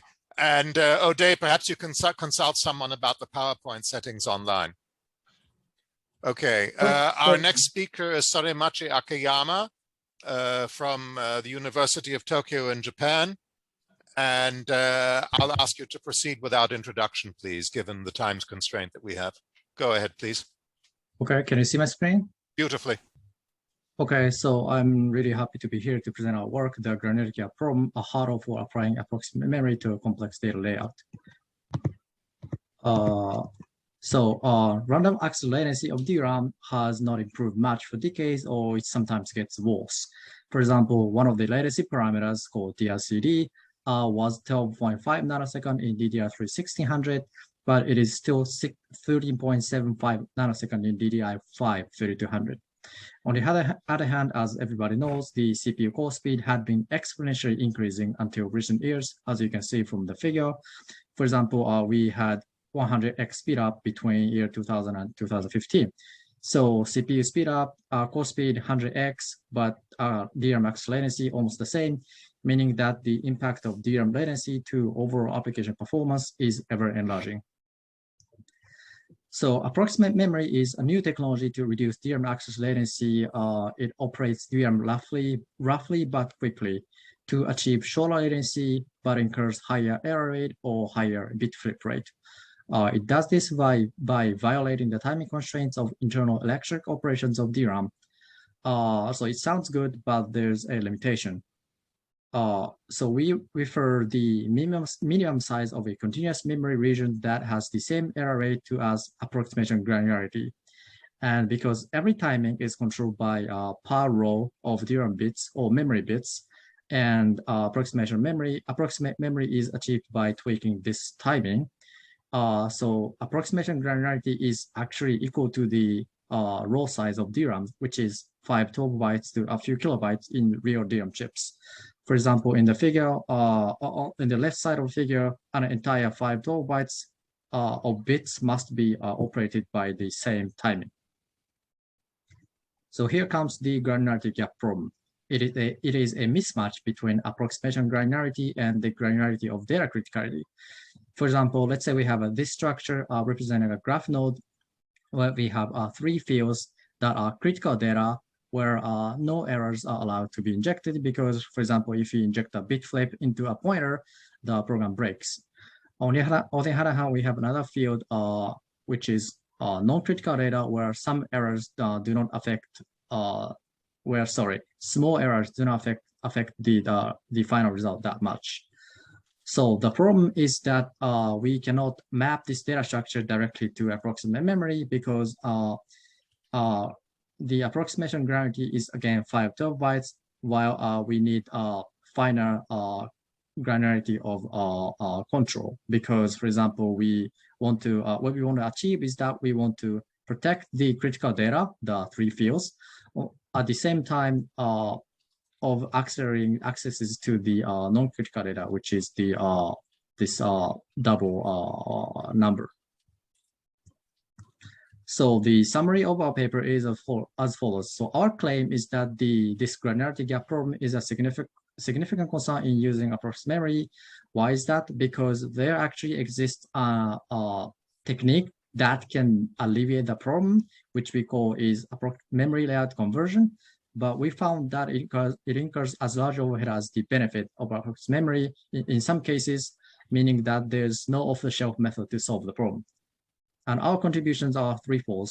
First, we analyzed the SPEC CPU 2006 and 2017 to show that most cache-unfriendly data structure of many applications are actually structures like these data structures, like complex data structures. And second, we propose a simulation framework to mimic memory layout conversion without using complex compiler techniques, of which actually no off-the-shelf implementation is provided. And thirdly, using this framework, we quantize the overhead caused by the granularity problem, and we actually showed that it sometimes canceled the benefit of approximate memory, meaning that this problem is actually a significant concern. That's it. Thank you. Okay, thank you very much. Are there any questions, please?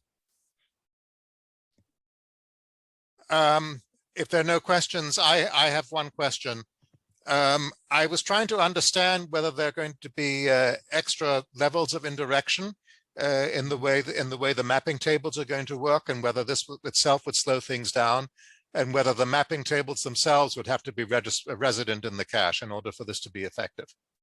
So the thing is that even though we have another layer of indirection, the thing is that so by this memory layout conversion, we can alleviate the granularity gap problem itself. But the thing is that we decrease the access locality because two fields that originally was very close in the memory are now separated to faraway locations. So even though we have, like, let's say we have some new layer of indirection, which I think we should observe the same type of kind of performance loss. Yeah, so we need something like a method to like fetch two members of one struct at the same time, like two members of one struct that used to be in the same cache line in the original memory layout that are now separated in the new layout, and fetch them together. Something like that is needed. That's actually what we wanted to try, but have not yet succeeded. Yeah, if I had more time, I would ask about locality as well, and see how the reference pairing and the nesting of loops and so on would affect your results. But I think we need to discuss that offline. Are there any other questions, please? One from David. David, yeah, please. Just a real quick one. You know, looking at your conclusions and such, is it a conclusion that this is just a bad idea to use approximate memory, or is the conclusion that more work needs to be done to take advantage of it? Yeah, the latter. Okay. Okay, thank you very much. Thank you. Our next speaker is Diego Albo. Please proceed. Comes to us from Sweden. From Delft, excuse me.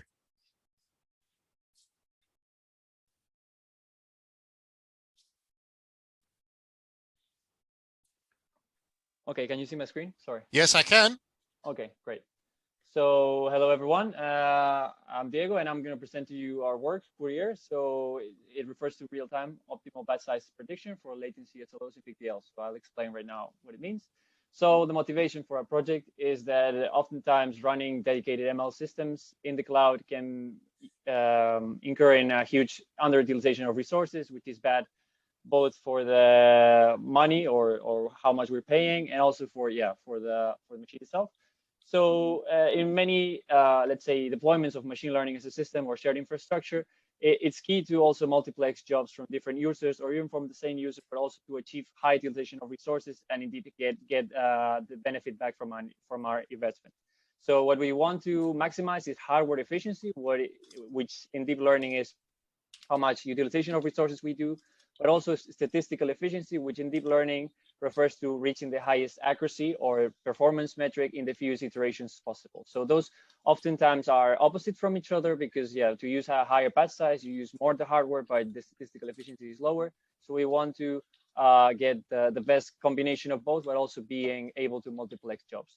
And we do this benchmark on BigDL. So BigDL is built over Apache Spark by Intel. And it's deep learning. They have libraries to program deep learning, and they also do MLlib to train deep neural networks on Spark. And we want to see if built on Spark, which is known for also underutilizing resources and also having the shuffle to exchange data, it is feasible to have multiple jobs in the system at the same time. So we do this with ANOVA analysis. So we run a bunch of experiments, and then we investigate how Spark deals with gradient exchange and frequent communication that is characteristic of deep learning jobs. And as we see here, with an increase in the number of tasks that we try to run concurrently in the system, we get what we expected, knowing the shuffle that Spark does to exchange data between executors. So the I/O wait time just explodes, and the executors are just fighting for disk and fighting for network and trying to exchange all the gradients of the data. So it results in the adding of more executors. It is instead of improving the performance, because we're running a lot of things in parallel, and deep learning can be run in parallel, with different batch sizes, with different batches. Sorry. Instead of reducing the time, we just get a time increase. So we see already that it's not really feasible to multiplex lots of tasks in this system. So as we see here, the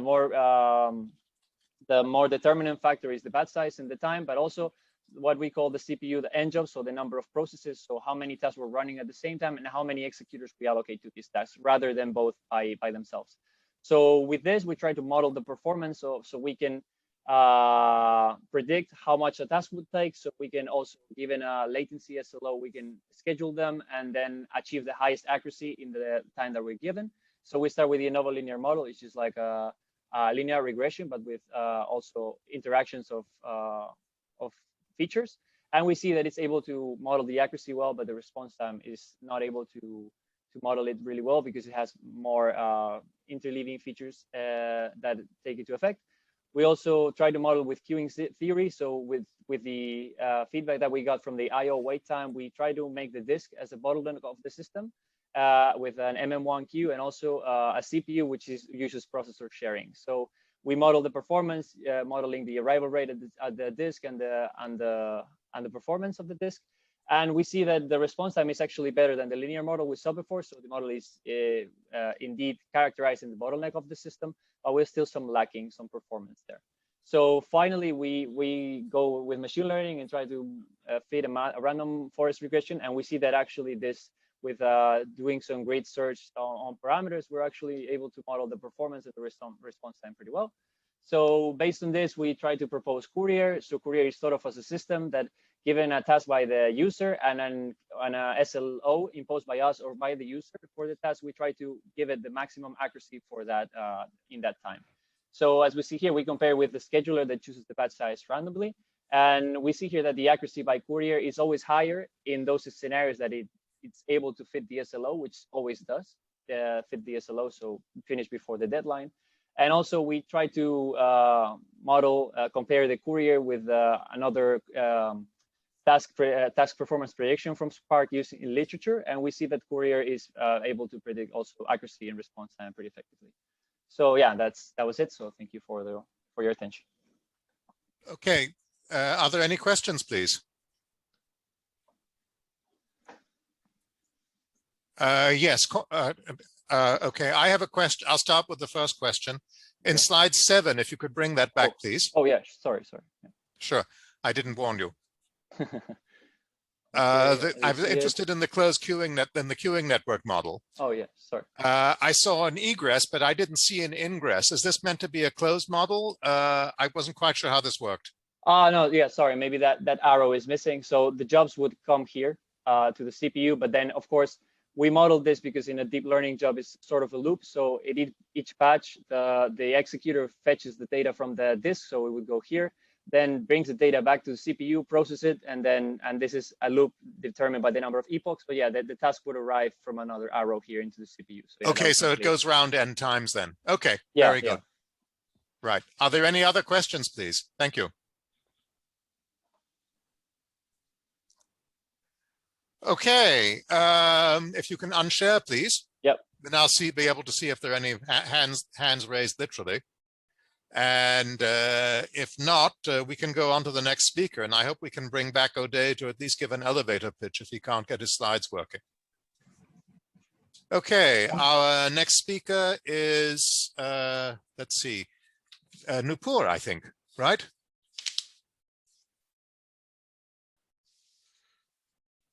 Yes, our next speaker is Nupur. Please go ahead.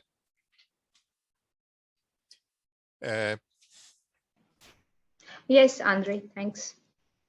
I'll just share my screen. Sure. And introduce yourself, please. Yeah, so myself, Nupur Sumit, and I did my PhD in VLSI systems, and I've been working with TCS research for the last around 2 years. So can you please confirm, is the screen visible? Yes, it is. Go ahead. Okay, so I'm going to talk about our work, HLS Sprint, High Performance Logging Framework on FPGAs. So FPGAs are becoming powerful with every passing day, and they are making their way into data centers.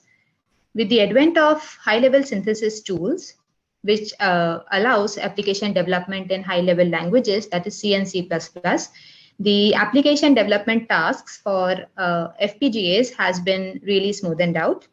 But HLS has some inabilities in it. One of them is it doesn't support the STDIO or the printing facility in the applications. Additionally, it is not an end-to-end framework because there needs to be some low-level integration that needs to be done, which requires the hardware-specific language. Now, in data centers, especially, the logging is essential to maintain uninterrupted operation or maintaining faults and monitoring various signals. So there are certain existing methods that can be used with FPGAs, but they offer limited sized buffers to store the logging data and requires integration with the vendor specific IPs, which requires the knowledge of hardware details. So the question that we are trying to answer in this research is, can we have a software-like logging support for FPGAs? And when we talk about logging, then we also think of some performance cost associated with it. And especially when we are talking about supporting logging in FPGAs, now then how easy it is going to be to use such a logging framework. So that is the focus of our research. So we have developed HLS Sprint, which is an end-to-end hardware software-based automated solution, and it is used to log hardware signals of the FPGAs. So here I'm showing the HLS Sprint format. We have kept it very similar to the traditional printf. So this goes as input to an automated integration flow, and out comes a FPGA programming executable. The FPGA is communicating with the host server PC through PCIe interface, and at the host server we see the log data. As part of the automated integration with RTL, we do source-to-source transformations, which transforms the source code, the application code, in such a way such that the HLS compiler creates a synthesizable construct for the printfs, which are traditionally not supported. The integration also takes care of adding the hardware IPs to the log-enabled application code. To allow smooth operation of the application, we use queuing theory to right-size the queues so that we don't end up using many resources, the silicon real estate, and also do not lose on the logging data. And as part of automated integration, we are also establishing this connection between the FPGA and the host server PC. And the script, which is here, actually also alerts the user of certain performance slowdowns. So this, for this, we actually monitor the rate at which the print data is generated and the application is executing. And based on that, if the application faces some performance degradation in terms of latency or throughput degradation because of logging, then the script is able to alert the user for the same. And at the host side, we have two processes running, which is the receiver process and the formatter process. So the receiver process receives the print data from FPGA, and the formatter process arranges this data in a certain sequence and also converts it from the binaries to a more human representable form. Now, because of the inherent parallelism inside the FPGA, it is possible to schedule the logging along with the application. Because of this, in our experiments, we saw that there was no additional latency incurred because of the logging in place. And there was no effect on the throughput also because of the logging facility now acting in parallel with the application. So we did some experiments with online transaction processing system and a benchmark suite, MaxUde benchmarks, and it indicates that there were no effect on the throughput and the latency of the application with the addition of logging. So the HLS Sprint framework supports real-time logging in HLS applications, and it does not require much inputs or knowledge on the developer's end. And it has automated and easy integration into the application. And also it alerts of certain performance slowdowns and uses optimal queue sizes to ensure lossless logging.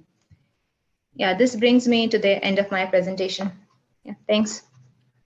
Very nice. I'm Are there open any to- questions, please? Sotomitri, you have a question, please. Yeah, so do you intend to use this framework at production time or debugging time? Yeah, so the thing is that this was actually one of the motivations for our work, because the existing techniques claim that they can only be used during debugging time. So one of the objectives was to develop a framework which can work in production. And we have tested it in our online system that this logging is very much supported in production environments. Okay, thank you. Yeah, does that answer your question? Yeah, perfectly. Thank you. Are there any other questions? I'd like to bring back O'Day. I exchanged emails with him, and I think he was able to get his projection working. O'Day, please, if you're there. Thanks again. I'm sorry for any misconsequences.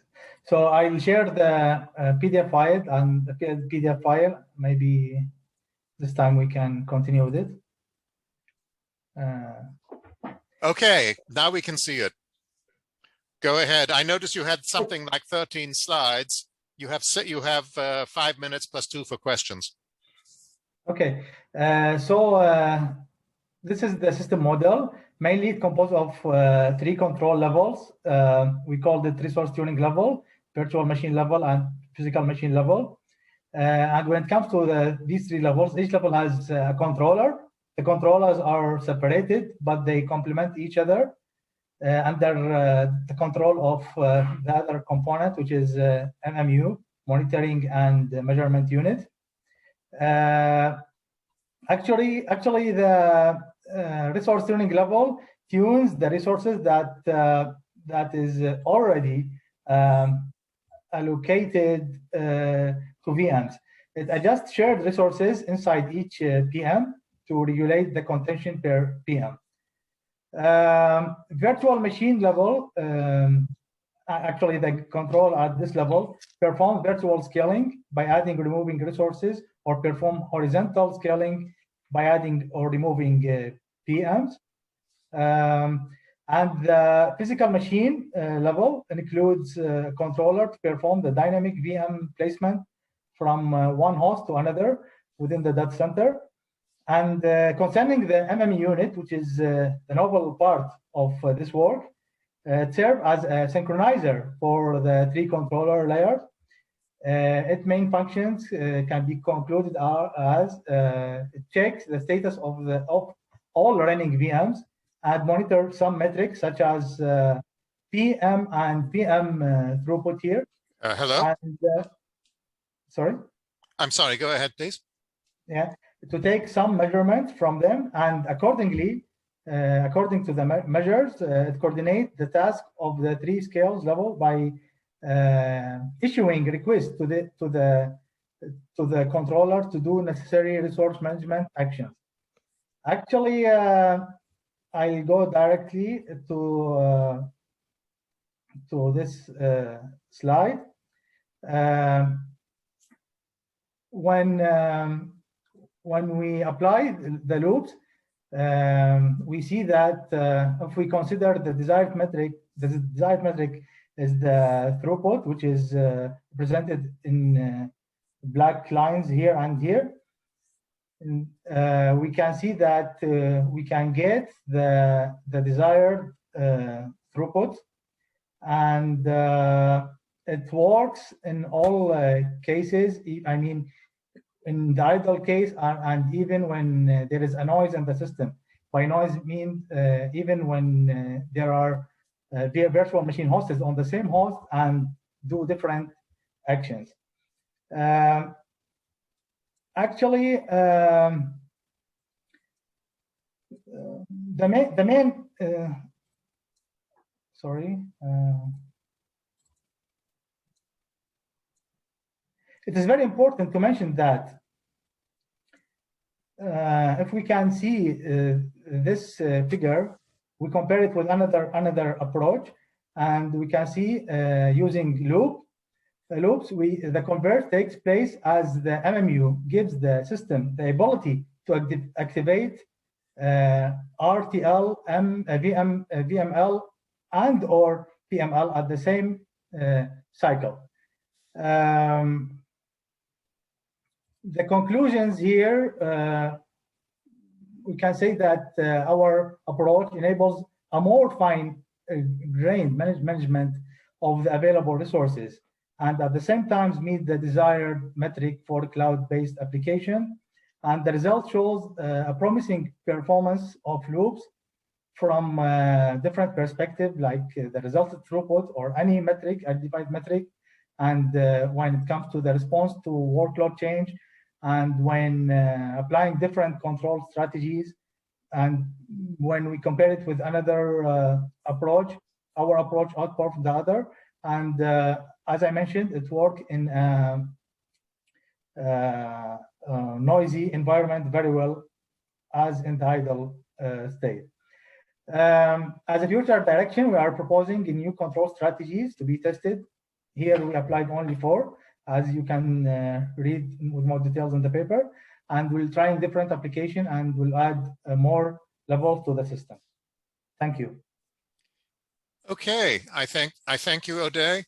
Are there any questions, please? I have one, and then we have to go directly to the next session. The MMU sits in the native host, right? It's operating in the native environment, so it's not being controlled by any of the hypervisors. Is that correct? Did I understand that correctly from the diagram? Exactly, yes. It's a separate unit. Okay, and what is the overhead for running the MMU under those circumstances?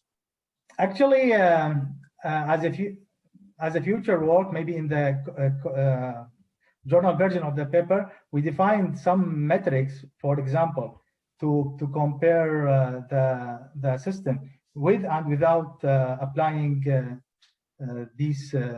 applying loops. For example, defining cycles and make the system stop and issue specific action like VM migration, and how long we need to wait.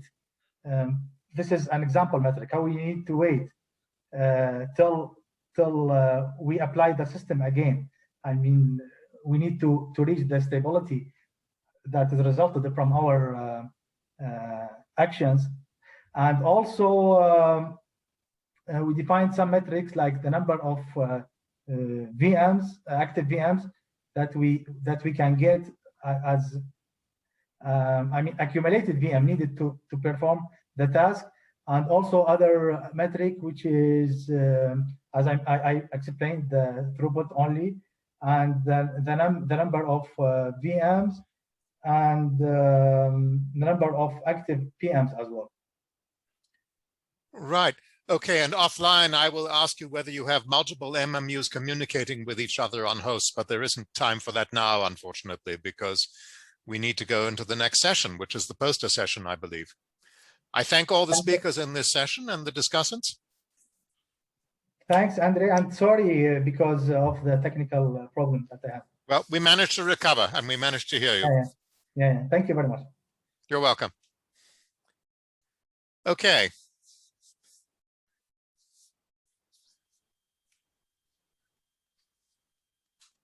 All right. So looking at the conference schedule, we now go into the poster session. Who is presiding over that, please? Hello, everyone. Hello. Hi. So welcome to I'm the creating the breakout rooms. Yeah, so we will create the breakout rooms soon, I think. Okay.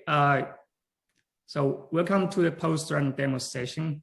So there's no break before the session. So my name is Heng Li, and I'm from Polytechnic Montreal in Canada. So I'm co-chairing this poster and demo session with Professor Katarina Niado-Mata. I think she's also here. Okay, so we have 4 interesting posters and 1 interesting demonstration in this session. So this session is a bit different from other sessions because it is not straightforward to have virtual posters and demonstrations. So we try to make it similar to what is in a physical setting. So we decided to divide this 30-minute session into 2 halves. So in the first half, so there will be 3-minute summary presentations. So each poster and demo will be given 3 minutes to provide a summary presentation. Okay, after 3 minutes, there will be a reminder and you need to wrap up your presentation. In the second half, so we will have an individual poster or demo and discussions. So each poster or demo will be allocated into 1 breakout room. So the presenter of each poster and demo will have full control of the breakout room, and they will continue to share the poster or demo and have free discussions with the participants. And the participants are allowed to freely join, leave, or rejoin different breakout rooms of your own choices. And it's similar to when you are attending a physical poster and demo session in a physical conference. So we'll enable the breakout rooms before the second half. So specifically, we'll keep the main room for the demonstration, and we will add 3 more breakout rooms for the different for the 3 posters. Okay, you can raise your hands. In second half, you can raise your hands to ask questions, and the presenter will have the control to answer your questions. Okay, and also you can ask your questions during a session in a room chat. If you ask your questions in the first half, we will try to direct your questions into the different breakout rooms in the second half. Okay, because it is the first time that we have this type of session for poster and demos. So your participation, your active discussion is very important to the success of the session. So thanks. I think let's start the presentations. So Katie, you want to introduce the first speaker? Yes, hi everyone. I'm very glad that you are all here and we can again enjoy ICPE in an online way. Just thank you everyone for being here, and I hope you enjoy the session. So let's introduce Bowen Lee. I think he's around, and he will start just now because, as you know, we don't have so much time. So please, Bowen. Okay, I'm gonna share my screen. All right. Can everyone see it? Oh. Yes. Okay. So, hi, I'm glad to be here. I'm Bowen Lee. So let's jump right into the poster abstract. So our lab has been doing research on fully autonomous aerial systems, or FAAS. FAAS is the combination of unmanned aerial vehicles and edge and cloud hardware to execute autonomous missions, as shown in this graph right here. So we also developed an open source middleware software pilot, which is available on GitHub. In this work, we analyzed the performance of different object detection techniques implemented in software pilot for facial recognition. Due to the distinct nature of FAAS, published accuracy stats may not be good indicators. So in our system, UAV must maintain safe distances from the targets. So the test images must be high resolution and the objects must be small compared to conventional data sets. The software pilot design is we divide the functionalities into routines and drivers. And the drivers are microservices that group core FAAS functionalities into API calls. So the vision driver of software pilot includes deep convolutional neural network, histogram of oriented gradients for vector machine, and also single shot detectors for recognition. The edge device we use for the test here is listed as below. So it is a well-provisioned device for the purpose of an edge device. So let's look into our results. So DLibs, HOG, and SVM and DCN are common FAAS edge architectures. They can create highly accurate models. We can see here their accuracy results are 97% and 99% respectively. So, but however, the inference time is prohibitively high for autonomous missions. Also, longer inference time further consumes the limited battery power. So we looked into single shot detectors. In our case, we choose YOLO V3. Single shot detector models sacrifices about 15% of accuracy. Yet with a GPU on board, it can process 40 images at 6 frames per second. With the GPU on board, its power consumption is even lower than DCN. But if we look into the precision and recall rates right here, we can find that DCN is high on precision and relatively low on recall, which means that it probably has low false positive number and high false negative numbers. So this suggests that the YOLO V3 misses distant and harder to find objects in high resolution UAV images. This is about all key points of our poster abstract. Thank you very much, and I will stop the screen share right now. Thank you. Please, Hank. Thank you, Bowen. So now let's have our next speaker. So our next speaker is by David Schmidt. So his speak is about the measuring performance in the virtualized data center. Thank you. David? Okay. Yes, hi. Thank you. I'm David Schmidt. I am the chair of the SPEC Virtualization Committee, and my poster that I'm about to present is basically introducing a new benchmark that our subcommittee has been working on for the past few years that will be released in about a month and a half.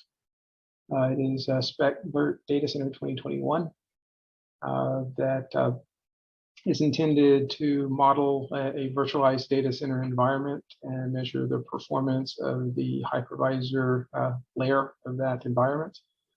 And it's been a long time coming, and it does a lot of good analysis with the multiple hosts and deploying virtual machines within that host, and measuring the performance of 5 different workload mixes that are in our workload tile.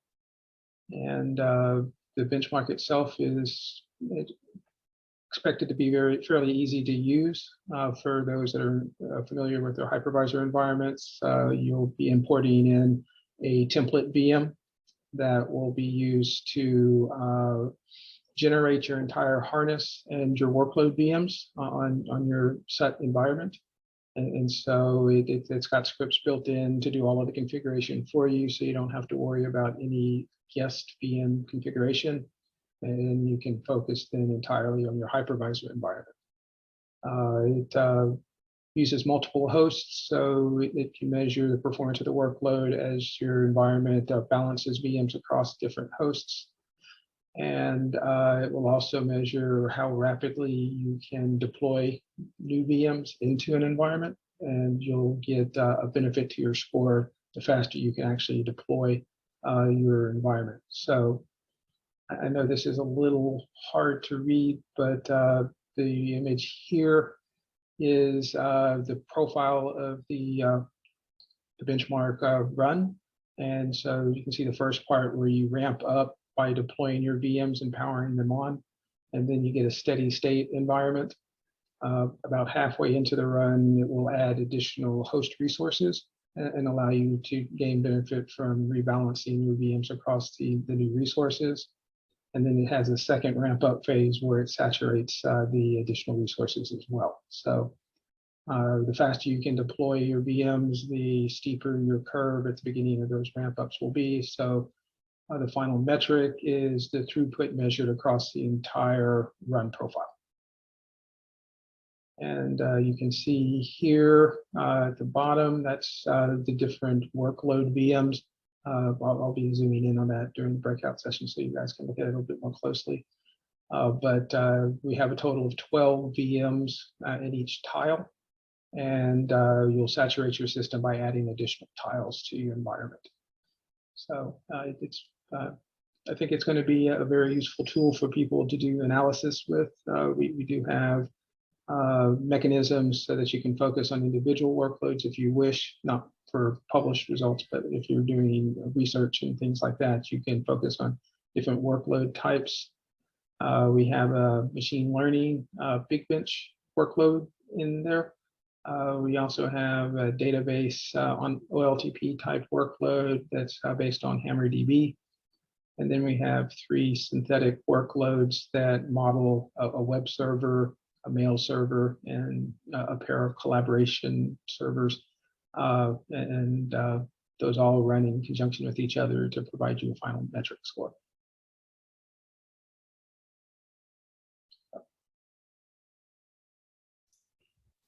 I think that's the end of this presentation, right? Yes, that's the end. All right, thank you, David. So we'll go to the second half to discuss about more details. Okay. Yes. Next speaker. Okay, let me introduce you, Norbert Smith. I think he's also around. And yes, hi. Just go ahead. Hi, I'll present the poster paper for the International Standards Group. David Weiner already teased a little bit about this poster in the spec presentation, and I'll give you a short overview. So first, what does the spec committees actually do? We already heard that they develop benchmarks, do performance evaluation and standardization for a multitude of devices ranging from handheld up to server systems. Next to developing these standard benchmarks, they also review submissions from these benchmarks prior to publication, so they are repeatable. So during benchmark development, their goal is to create a yardstick to measure performance and efficiency of a certain systems. The committee members in each committee volunteer the engineering resources to develop and design the benchmark and periodically evaluate new technologies to enhance the benchmark with new versions, which will be a talk about Spec Power Next tomorrow. And all new features will be adopted by the vendors in this subcommittee. When benchmark results come in, that are taken from vendors or license holders that bought the benchmark, they get reviewed by a peer review system, and this ensures that all information is present for replication of the results by a third party of any kind. And if there are questions for these results, how certain measurements were taken, they have to be answered before the result can be accepted for publication. And the new group that is now founded, the ISG, the International Standards Group, now consists of several members from the SPEC committees that build up this new group. So all the standardization efforts that were across all groups are now concentrated in the ISG. So from an organizational standpoint, we have the 4 groups we already heard about, the OSG, HPG, and the HWPG, and the ARCHI. The first 3 develop benchmarks, the ARCHI is in the benchmark research, and the ISG, as I said, centralizes the standardization effort. And their task is therefore contribute to future standards and also the future development of the third rating, the third suit and the third metric that has already been adopted by the US with the Energy Star program and the EU Commission with the regulation from 2019, and also the Japanese Ministry of Economy, Trade and Industry has already adopted the third metric. Now, what is planned is that the ISG also collaborates with certain standardizing bodies in different countries. And this is just to give you an overview. We can talk about this in more detail a little later. And the ISG already has done some work, or not the ISG as a group, but the grading members that have founded the ISG already succeeded in standardizing server energy effectiveness metric called SEAM with an ISO standard, the 21836-2020. So thank you for your attention, and if you have any questions, feel free to join our breakout session. Okay, thank you, Robert. Thanks. So now it's time for the next speak. Our next speaker is Min Tri Wen, and he will talk about monitoring machine learning contracts with QoA for ML. Thank you. Yeah, hello everyone. So I'm Min Tri Wen from the Department of Computer Science at Aalto University in Finland. Today I'd like to present our demo papers about monitoring machine learning contract with the QoA for ML framework. So nowadays the machine learning as a service become more and more popular, which involve 3 main stakeholders, as I'm showing here: the machine learning provider, the customer, and the infrastructure provider. So in some case, the machine learning model and infrastructure given by the same providers such as Google, Amazon, or Microsoft. However, there are many machine learning providers have to run their service on other infrastructure. So there always a service agreement between them. For example, machine learning provider and infrastructure provider, they have to agree on the number of computation instances, CPUs, GPUs, or memories. Similarly, the agreement between machine learning provider and their customer can be the number of requests per second or response time. So in this business model, the customer don't really aware of the existence of the infrastructure provider, and when any failure happen, we don't really know who's responsible for this failure. And this failure may come from the data low qualities, or the machine learning model outdated, or low qualities of networking infrastructure failures, and so on. Then here we propose a new approach to upload all the stakeholders together. They can create a machine learning contract, and we put it into its life cycle, including the development, deployment, monitoring, and analysis, where we are able to define term and condition regarding the qualities of machine learning service. And there are not only some common metrics about the performance, such as CPUs, GPUs, network bandwidth, but also many machine learning specific metrics. Some metrics related to the data qualities, reliabilities, or elasticity, and so on. We can set up the policy to measure, evaluate, detect the contract violation. then perform further analysis, give the feedback to update the contract in runtime, for example. So this will benefit both the customer and provider in managing the qualities of service and make the machine learning service more reliable. So the experiment will be demonstrated in a real application in the later section. Thank you.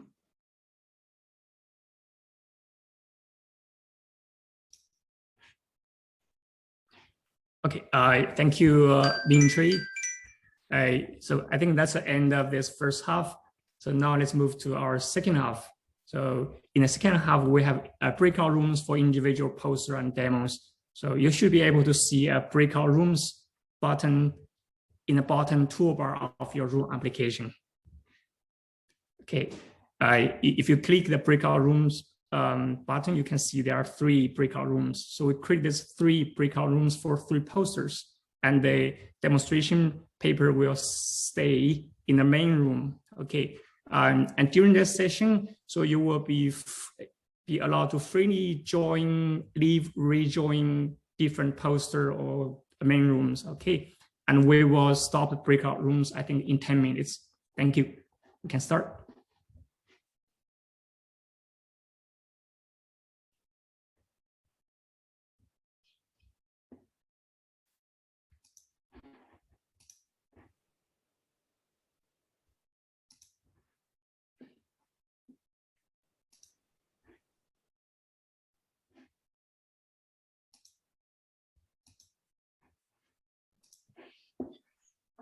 Okay, so I think I will continue my presentation.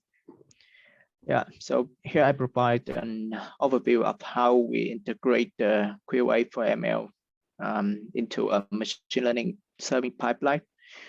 The QA for ML provides some monitoring probe that collect the information about the service, and then they make a QA for ML report. They will forward them to the observability service here. So here I want to show the shortcode where we make the integration. In the screen is the shortcode of the machine learning server. So we can see that with just a few lines of code, we have successfully import the probe into machine learning service. Here I first declared the QA for ML object at the beginning. Then during the operation, it will collect the metric and send them to the server. For example, here I collect the response time and data accuracies. The frameworks also provide some external function to evaluate the data qualities. Okay, so doing the same thing, we also integrate the QA for ML probe into the customer application. Here, I declare the QA client at the beginning, and also we collect the metrics over here.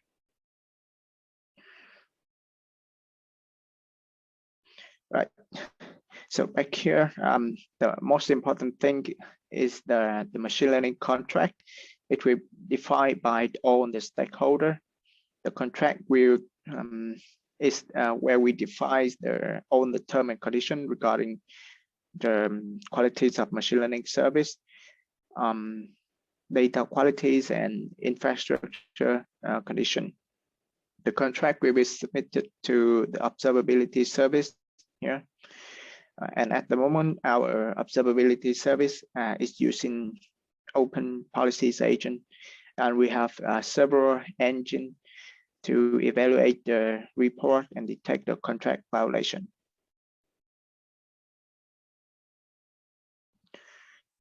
Now we will move to the detail of the contract. In addition to some common attributes about the performance, such as CPU, GPUs, and memory, we allow developer to include the machine learning specific metrics, such as the inference accuracies, the response time of the model, some data related attributes, such as data qualities, data format, and other attribute group like security, fairness, elasticity, and so on. We group the metric into different categories so that we can evaluate the service in different aspects. And now the demonstration is already run on the base transceiver station applications, or so-called BTS, with the following system setup. Here on the report and the request of the machine learning service will be transferred by a message broker, and I'm using the RapidMQ for it.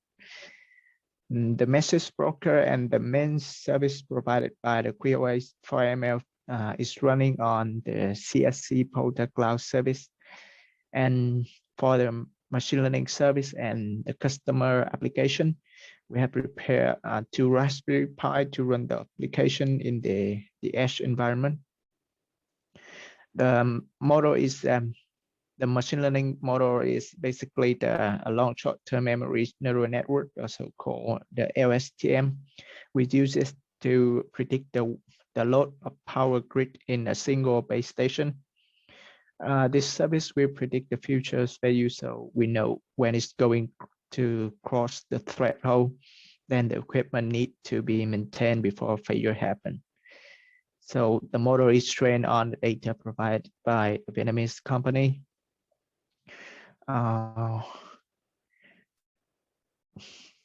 Okay, back here I want to show the real contract that we use for a simple machine learning service in form of a JSON file, and we see that this is divided into several categories. We can easily change some requirement. For example, the current response time is 0.05, which is 50 milliseconds. And I want the maximum response time is 10 milliseconds. So let's change it to 0.007.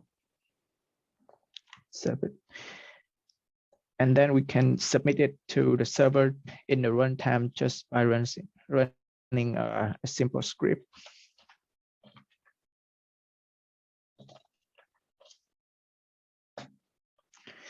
Okay, I just submitted. And back here, I have prepared a monitoring service using Prometheus and Grafana. In the first panel, I show the heat map of 3 kinds of violation: the response time violation, the data qualities, and the inference accuracies. So in the first row, there's not many violations before because with the 50 millisecond requirement, but now we see there are more violation occurs, and the color is changing.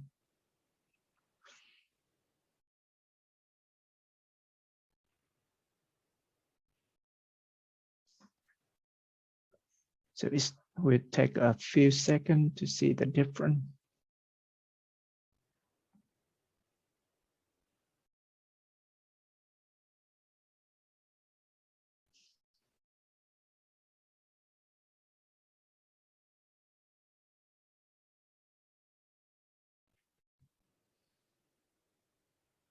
Yeah, okay.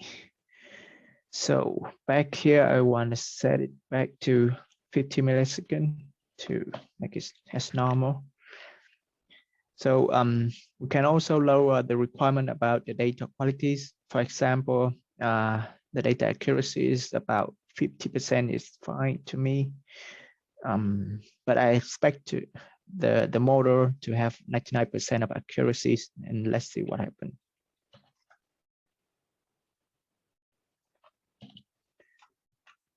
Then I just have to submit it again. And we're back to the monitoring service.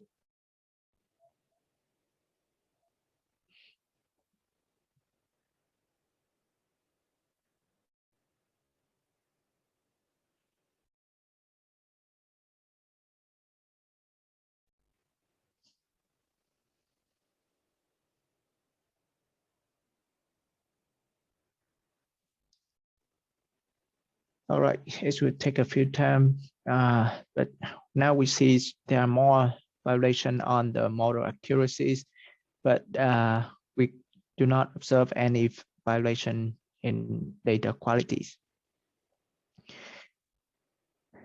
Then back to the contract. Let's say that I'm a machine learning provider and I want the data accuracy to be 99% because, for example, my model only work with the really good data qualities.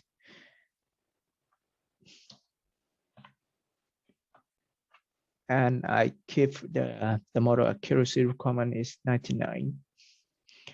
Then I want to modify the policies a little bit.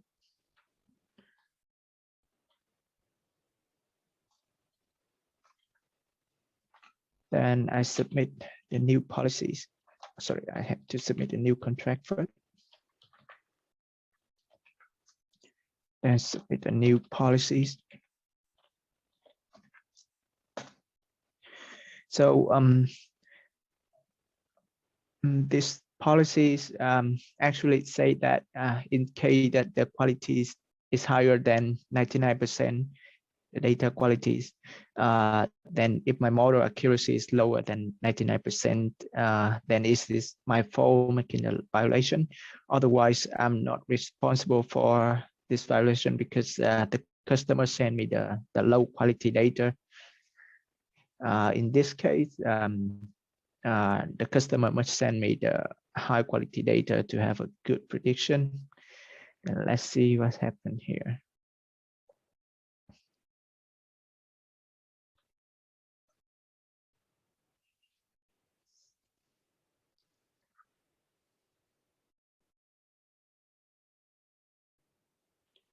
We see that the number of violations in the model accuracy is decreasing.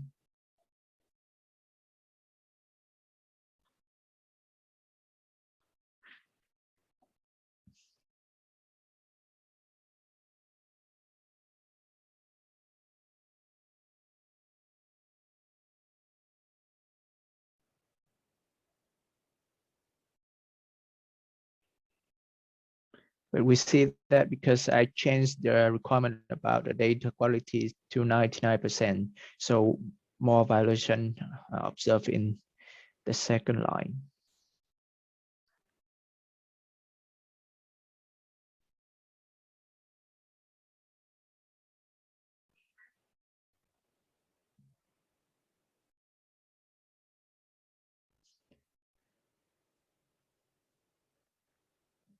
Although some the model given a bad qualities, but it's not recorded as a violation because I have changed the policies.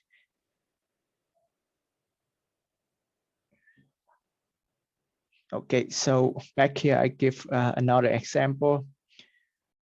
Here we see that the violation pattern of the data qualities and the inference accuracies is quite the same. So we know that the data quality affect the qualities of our machine learning service. Based on that observed, we can have a further analysis to give a feedback, then develop a suitable contract and policies updated in the runtime. So every stakeholder can avoid unexpected compensation. And this is also why we should have an agreement of all stakeholders in machine learning contract. Then let's imagine that this is just a simple machine learning service with just a few metrics. There are many complicated machine learning services having a lot of metrics, and the relation among those metrics is quite more complex. So without the supporting framework, I think it's really a challenge to measure, evaluate the qualities of service there to guarantee the benefits of both customer and provider. Well, okay, thank you. I think it's time to move on. I guess someone here is in charge for the next section, which is related to awards. Is anyone here? Yeah, so the award session, the award ceremony will be in the social event session, and it's on another Slack room, on another Slack room, but also another Zoom room. Sorry. It's I've posted it on the Slack general channel and also on the Slack coffee break and social event. I posted the link, so this room session will end. I really encourage you to come to the social event, and it's just the other room with another link, and Okay. and you will have also breakout rooms that are also prepared to have a discussion if you want with smaller groups. Okay. Okay, thank you to all the speakers of this session. Thanks.